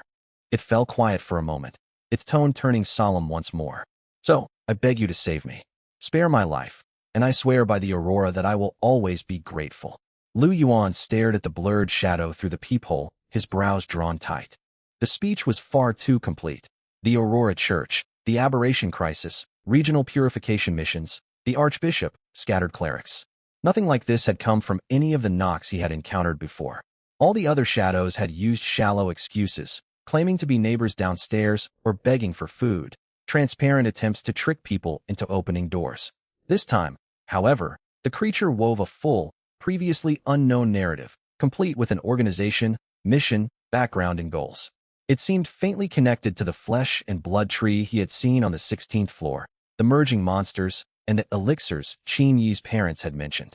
But the question remained. In the apocalypse, how much trust could anyone place in words spoken by a monster? After a long silence, Lu Yuan chose to speak. His voice was quiet, traveling through the door in a steady, probing tone. Why have you come here of all places? There are countless empty rooms inside this building. You could easily take shelter in any of them. Staying there would be no different than seeking refuge with us. He voiced the confusion weighing on his mind. It was true. The tower held dozens of vacant apartments. Why single out his shelter to knock on? The shadow outside fell silent for a time, seemingly mulling over how to answer. Then it replied, its voice still hoarse yet calmer. There are indeed many rooms within this skyscraper, but very few still hold living survivors. Only places inhabited by living humans can receive genuine protection. Lu Yuan frowned. Why? Because, the shadow paused, gathering energy to continue. Before we arrived, the cardinal placed runic blessings upon every room, sheltering survivors. As long as you stay indoors and do not open the door recklessly, you will not face severe danger. Its voice carried weary certainty. This is our last line of defense. Among these upper floors, only your dwelling still bears the blessing. You are therefore my last hope. Lu Yuan sank into silence. If these words held truth, they would explain many puzzles that had troubled him before. Why hiding inside a room shielded people from corruption by the black fog? Why had those dark shadows and monsters lingered outside the door for so long without actually breaking in? Everything would make sense if some kind of seal or protection was at work. But the question remained, how credible was that claim? The figure called himself a cleric, yet he was already tainted by the corruption. Were his words an honest account of the truth, or merely a ploy to win their trust so he could get inside the room? Lu Yuan stood on the inner side of the door, still gripping his battle blade. The firm texture of the hilt rested steadily in his palm. He did not lower his weapon, nor did he move closer to the peephole. After a while, how can you prove everything you say is true? Lu Yuan asked. How can you be certain you are not already a corrupted monster? The shadow outside fell silent for a very long time. The corridor grew so quiet it felt as if time itself had frozen. Su Mumu could not help tilting her head, straining to catch every sound beyond the door. Qiu Yuan's fingers tightened and loosened repeatedly around her bow. Lu Yuan did not press for an answer. He simply waited quietly. Then the voice spoke again, weaker than before, heavy with profound exhaustion. I cannot be certain. Lu Yuan raised an eyebrow slightly. Cannot be certain? That introduced far too many unknown variables. How could he possibly open the door and let in something that could not even confirm whether it was human or a monster? The shadow seemed to sense his hesitation. Its tone turned a little more urgent, yet it strove to maintain a steady, pleading cadence. Sir, you must believe me. I swear by the Aurora. And trust me, this is your last chance to survive. Lu Yuan's gaze sharpened. Why? Tomorrow, the shadow's voice sank, as if stating an unalterable truth. The monsters within the black mist will fully succumb to corruption and run amok. If no outside force steps forward to eliminate them by then, every single one of us here will die. No exceptions. It paused, its tone laced with earnest entreaty. Sir, whether for your own sake or everyone else's, please, you have to trust me. Lu Yuan's frown deepened. The cleric's words sounded coherent and well-structured, with a logical chain too complete to have been fabricated on the spot by a mass of mutated flesh or a mindless shadow. But in this apocalyptic world, traps and ruses lurked everywhere. Who could say whether monsters had evolved to the point of using fluent human speech to lure prey? He dared not take that gamble.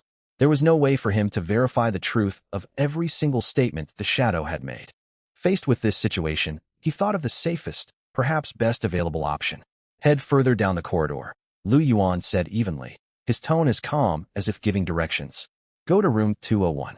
There is another human shelter there. It should also be protected under your cardinal's ward.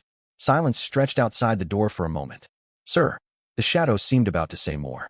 I know disappointment might weigh on you from this rejection. Lu Yuan cut it off. But for our own safety, I cannot let you enter. If you truly are human, you ought to understand my choice. A lengthy silence followed outside. Eventually, that hoarse voice spoke once more, reduced to a quiet single word. Very well. Footsteps sounded again immediately afterward. This time they headed deeper down the corridor, slow and unrushed. It appeared the figure had finally given up on this doorway and turned toward the next destination. Lu Yuan listened as the footsteps faded into the distance. The tension coiled within him did not ease. He turned to head back to his seat, then paused mid-step. After a moment's thought, he called out once more. Wait. The footsteps outside halted. When you reach room 201, Lu Yuan said, tell them I sent you. My name is Lu Yuan. A short while later, the hoarse voice drifted back from far down the hallway.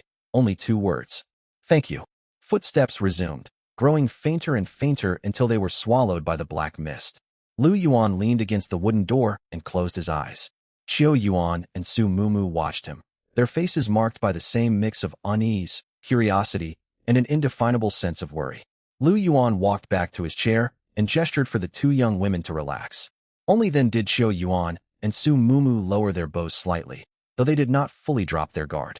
They sat beside him, their breathing gradually steadying. A silence lingered, until Qiu Yuan broke it first. Lu Yuan, do you think what he said was the truth? Lu Yuan's expression was grave. He leaned back in his chair and pondered for a long while before speaking slowly. It certainly sounds believable. He voiced his genuine thoughts. Every detail the cleric had offered slotted neatly into a consistent logical framework. The church, the corruption, the cardinal, the sealing marks, protective wards. These details did not sound hastily invented. They sounded like facts the speaker had long accepted. A typical mutated creature would struggle to construct such a complete narrative. What was more, it used terms such as cardinal and the aurora, and even spoke of seals and divine protection. Honestly, mutated monsters born in the modern world would likely never have even heard those words. Still, he paused and added another thought. Yet we cannot rule out the possibility that it is a high-tier monster. If corrupted beings can evolve to possess full linguistic ability and rational thought, everything it just said might be a fabrication meant to trick us into opening the door. Su Mumu sat nearby, her fingers tightening slightly around her electric bow, her voice tinged with anxiety. If what it said is true, then that would be terrifying. Lu Yuan and Qiu Yuan both understood her meaning. If the cleric spoke the truth, it meant beyond the world they knew existed another group of people, members of some ancient, mysterious organization, one that might exist separate from ordinary modern society. Their influence stretched far beyond regular search and rescue teams and police forces. They bore responsibility for quelling corruption and resolving this crisis, yet they too had suffered heavy casualties. Even their cardinal could only lay sealing marks to shelter survivors. If even they lacked the means to defeat these monsters, what hope remained for ordinary people? Qiu Yuan rested her fire bow across her knees, her voice heavier than usual. What's more, if such an organization truly exists, this apocalypse is far more complicated than we imagined. This is no ordinary disaster. It feels as though some far greater force is pulling the strings behind everything. The 3 fell silent again. The cleric's appearance had subtly shifted their understanding of this apocalypse. This was not a catastrophe they could simply endure while waiting for rescue. It was a world-shaking upheaval steeped in eeriness and madness, far beyond anything they could conceive. Ordinary monsters and ruined landscapes were merely surface appearances. Something far more horrifying lurked beneath. Su Mumu's voice cut through the quiet, carrying a simple sigh. If all he said is real, then he truly is a good person, risking his life to hunt corrupted monsters and protect innocent survivors. On the surface, he sounded like someone worthy of trust. But neither Lu Yuan nor Qiu Yuan responded. Qiu Yuan lowered her gaze, lost in thought, her fingers gently brushing the fine grain patterns carved into her bow. Lu Yuan stared at the tightly drawn curtains covering the window, his vision unfocused as his thoughts wandered further afield. He had few hobbies back when he worked. During lunch breaks, he often read books on world history and possessed a basic understanding of church traditions. Within such organizations, many low-ranking clerics were sincere believers, ordinary folk driven by goodwill, willing to sacrifice everything to safeguard others. Yet the higher one climbed the hierarchy, the more tangled things became. No outsider could tell what cards those at the top held, or what schemes they pursued. An event powerful enough to plunge the entire world into chaos overnight could never be orchestrated by a minor faction. Countless threads must connect to what had happened. What role did the powerful figures hidden deep within the Holy See play in this catastrophe? We must be extra vigilant from now on, Lu Yuan said, drawing his battle blade back within reach. Whether his words are true or false, we cannot afford to grow complacent. Understood. The two women replied in unison. Meanwhile, far down the corridor, the horse footsteps steadily approached the door of room 201. The shadowy cleric came to a halt outside room 201, raised a hand, and knocked 3 times, just as he had before. In that weak, gravelly tone, he repeated the same account he had shared earlier. He belonged to the Aurora Church, a cleric tasked with eradicating corruption. Separated from his companions and afflicted by corruption, he required rest and begged for shelter. He spoke even more slowly this time, the weariness in his voice more pronounced, as though every sentence drained the little strength he had left. Inside room 201, several women exchanged uneasy glances.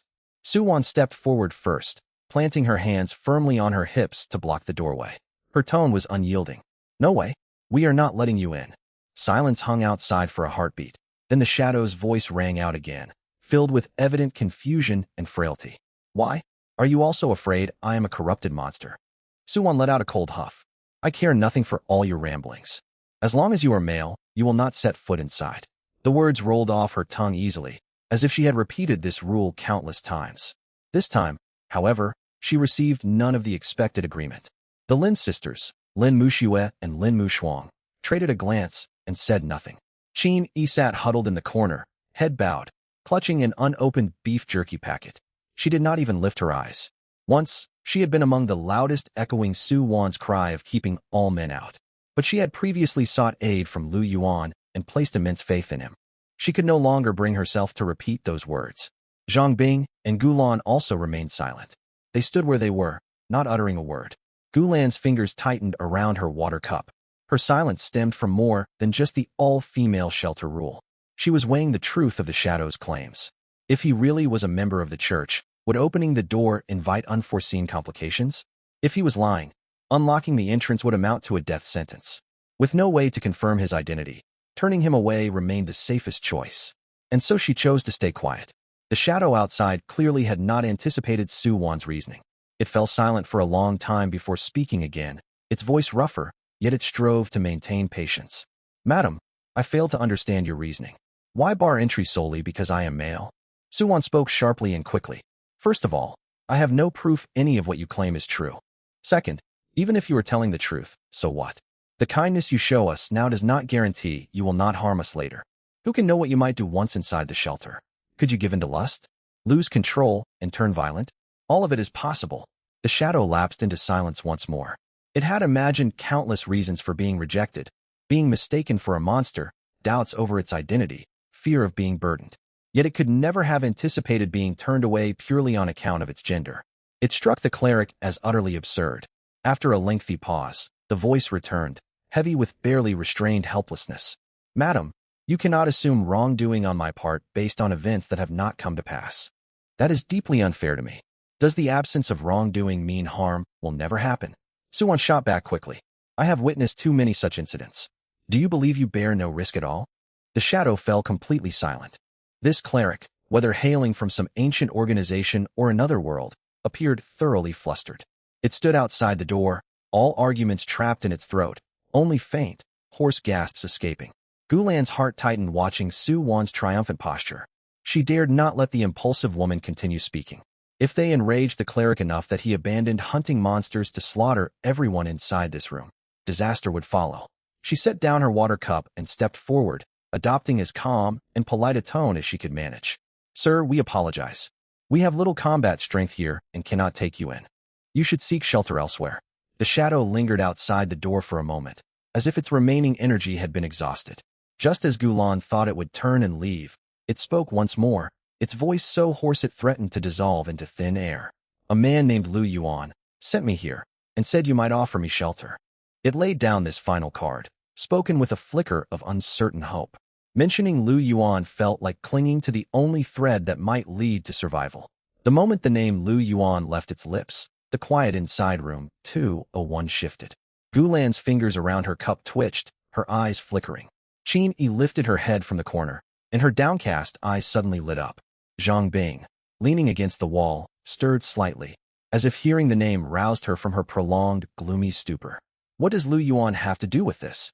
Su-won crossed her arms, her tone dismissive. Just because he said you can come in doesn't mean we have to agree. Before she could finish her sentence, Chin-yi stood to her feet. She gripped the beef jerky packet so tightly her knuckles whitened. Her gaze fixed sharply on Su-won. If Lu Yuan says we should let him enter, I am in favor. Su-won stared in shock. She never expected Chin-yi to be the first to object, nor anticipated the fervent certainty in her tone, as though anything Lu Yuan said was an unchallengeable truth. Su-won parted her lips, a twinge of unease rising within her. She feared that if she uttered another refusal, Chin-yi would lash out at her.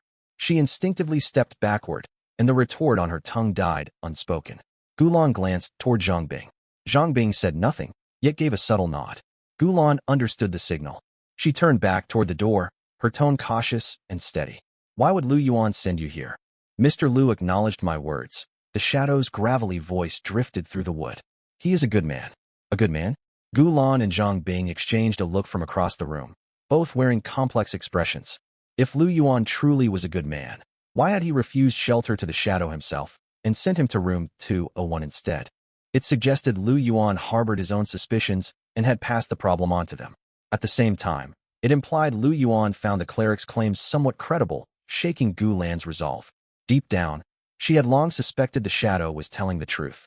Its consistent, logically cohesive account was far too polished to be a hastily constructed lie meant to trick its way inside. Still, in this apocalyptic world, she hesitated to trust easily. After all, anything was possible. But if Lu Yuan trusted the cleric, her own judgment wavered. Zhang Bing spoke up then, her voice quiet yet clear. Let him come inside. Gulan turned to look at her.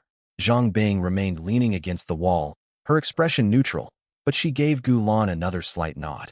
The meaning was plain. She trusted Lu Yuan's judgment. Gulan drew a deep breath and walked toward the doorway. Su-won panicked. She hurried forward, spreading her arms to block the doorway. We cannot let this man in, absolutely. Her words were cut short as Chin-yi suddenly moved beside her. Chin-yi stepped forward in one swift motion, pressing her palm against Su-won's shoulder. Caught off guard, Su-won was forced flat onto the floor, and Chin-yi planted herself firmly on her back. Su-won's face scraped against the floorboards. She struggled to rise, muffled protests spilling out. MMPH, what are you doing? Chin-yi. Sitting atop her back, Chin-yi held Su-won's nape in a firm grip, her voice icy cold. If you utter another word, I will tear your clothing to shreds.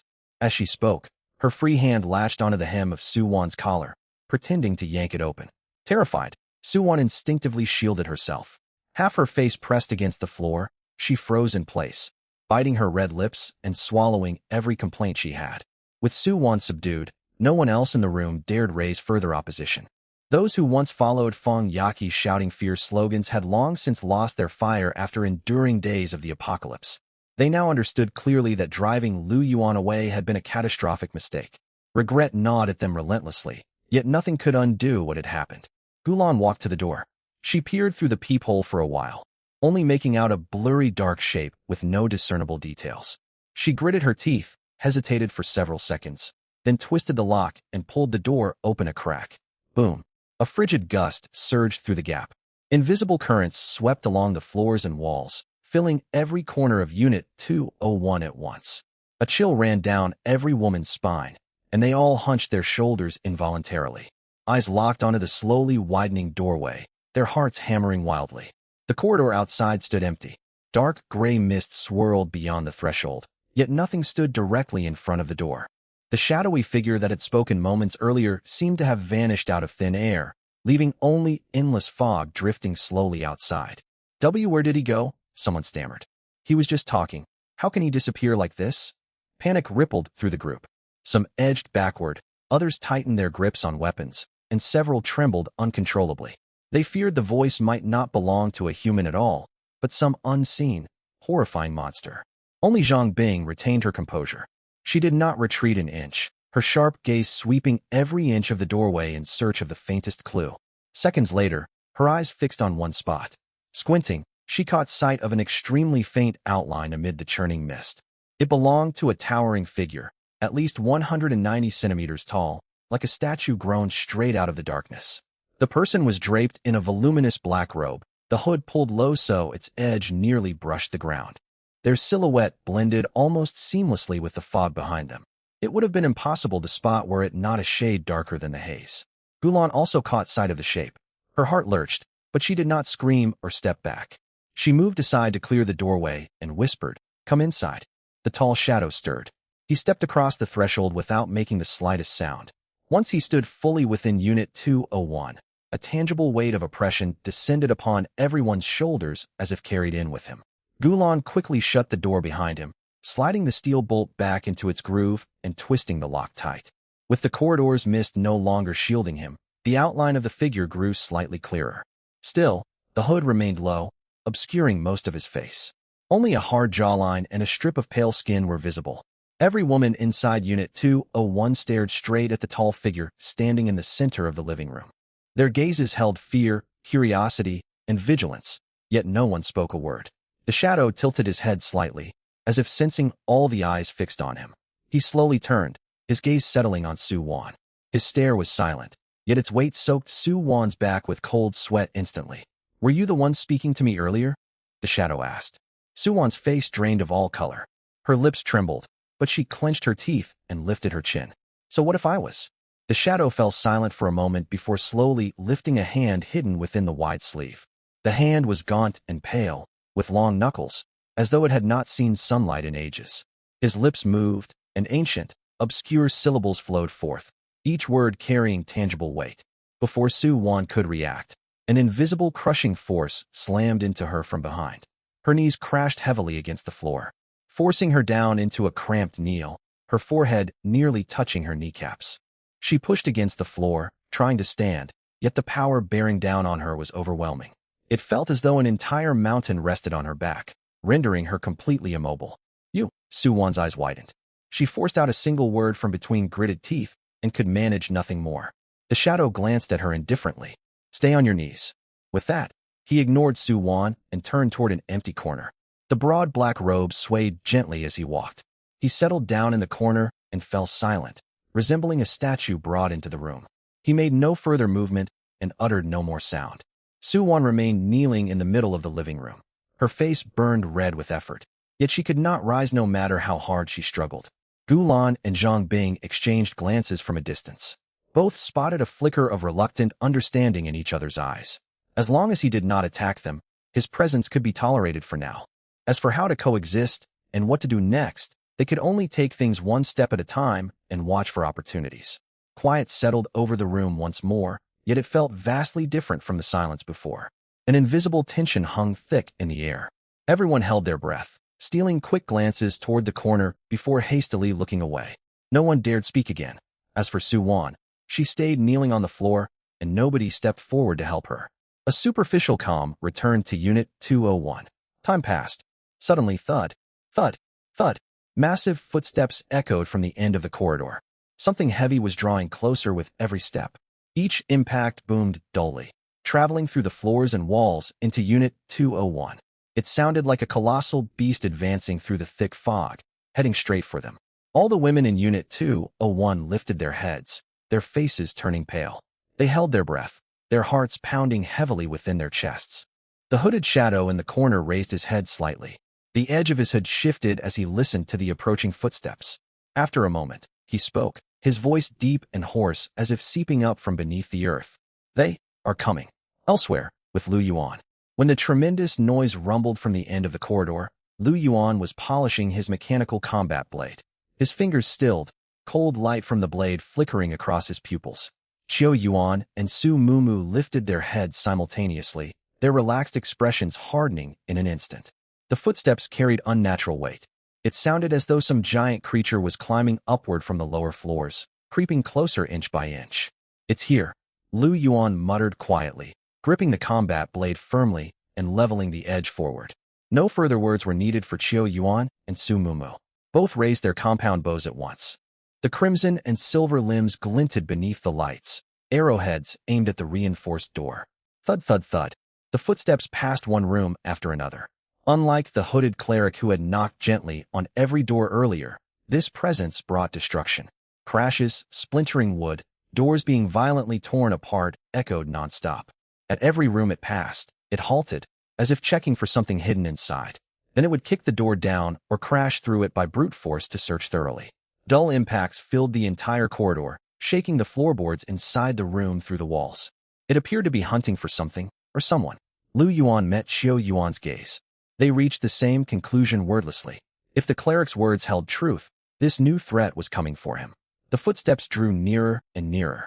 It smashed open door after door, each blow savage and destructive, closing in relentlessly. Then, at last, the footsteps halted outside their shelter. No crash, no splintering timber. It simply stood quietly beyond the door, as though it had finally located the target it sought, stopping right outside. Lu Yuan, Xiao Yuan, and Su Mumu could all hear heavy, labored breathing from outside. The breaths were deep and ponderous, like an old windmill forced to turn. Wet, sticky sounds lingered in the air, following a rhythm nothing like human respiration. None of them moved, none of them made a sound. The shelter fell silent apart from that heavy breathing. It sounded as if a massive creature had lowered itself, pressing its nose against the crack beneath the door, sniffing carefully for the scent of living people within.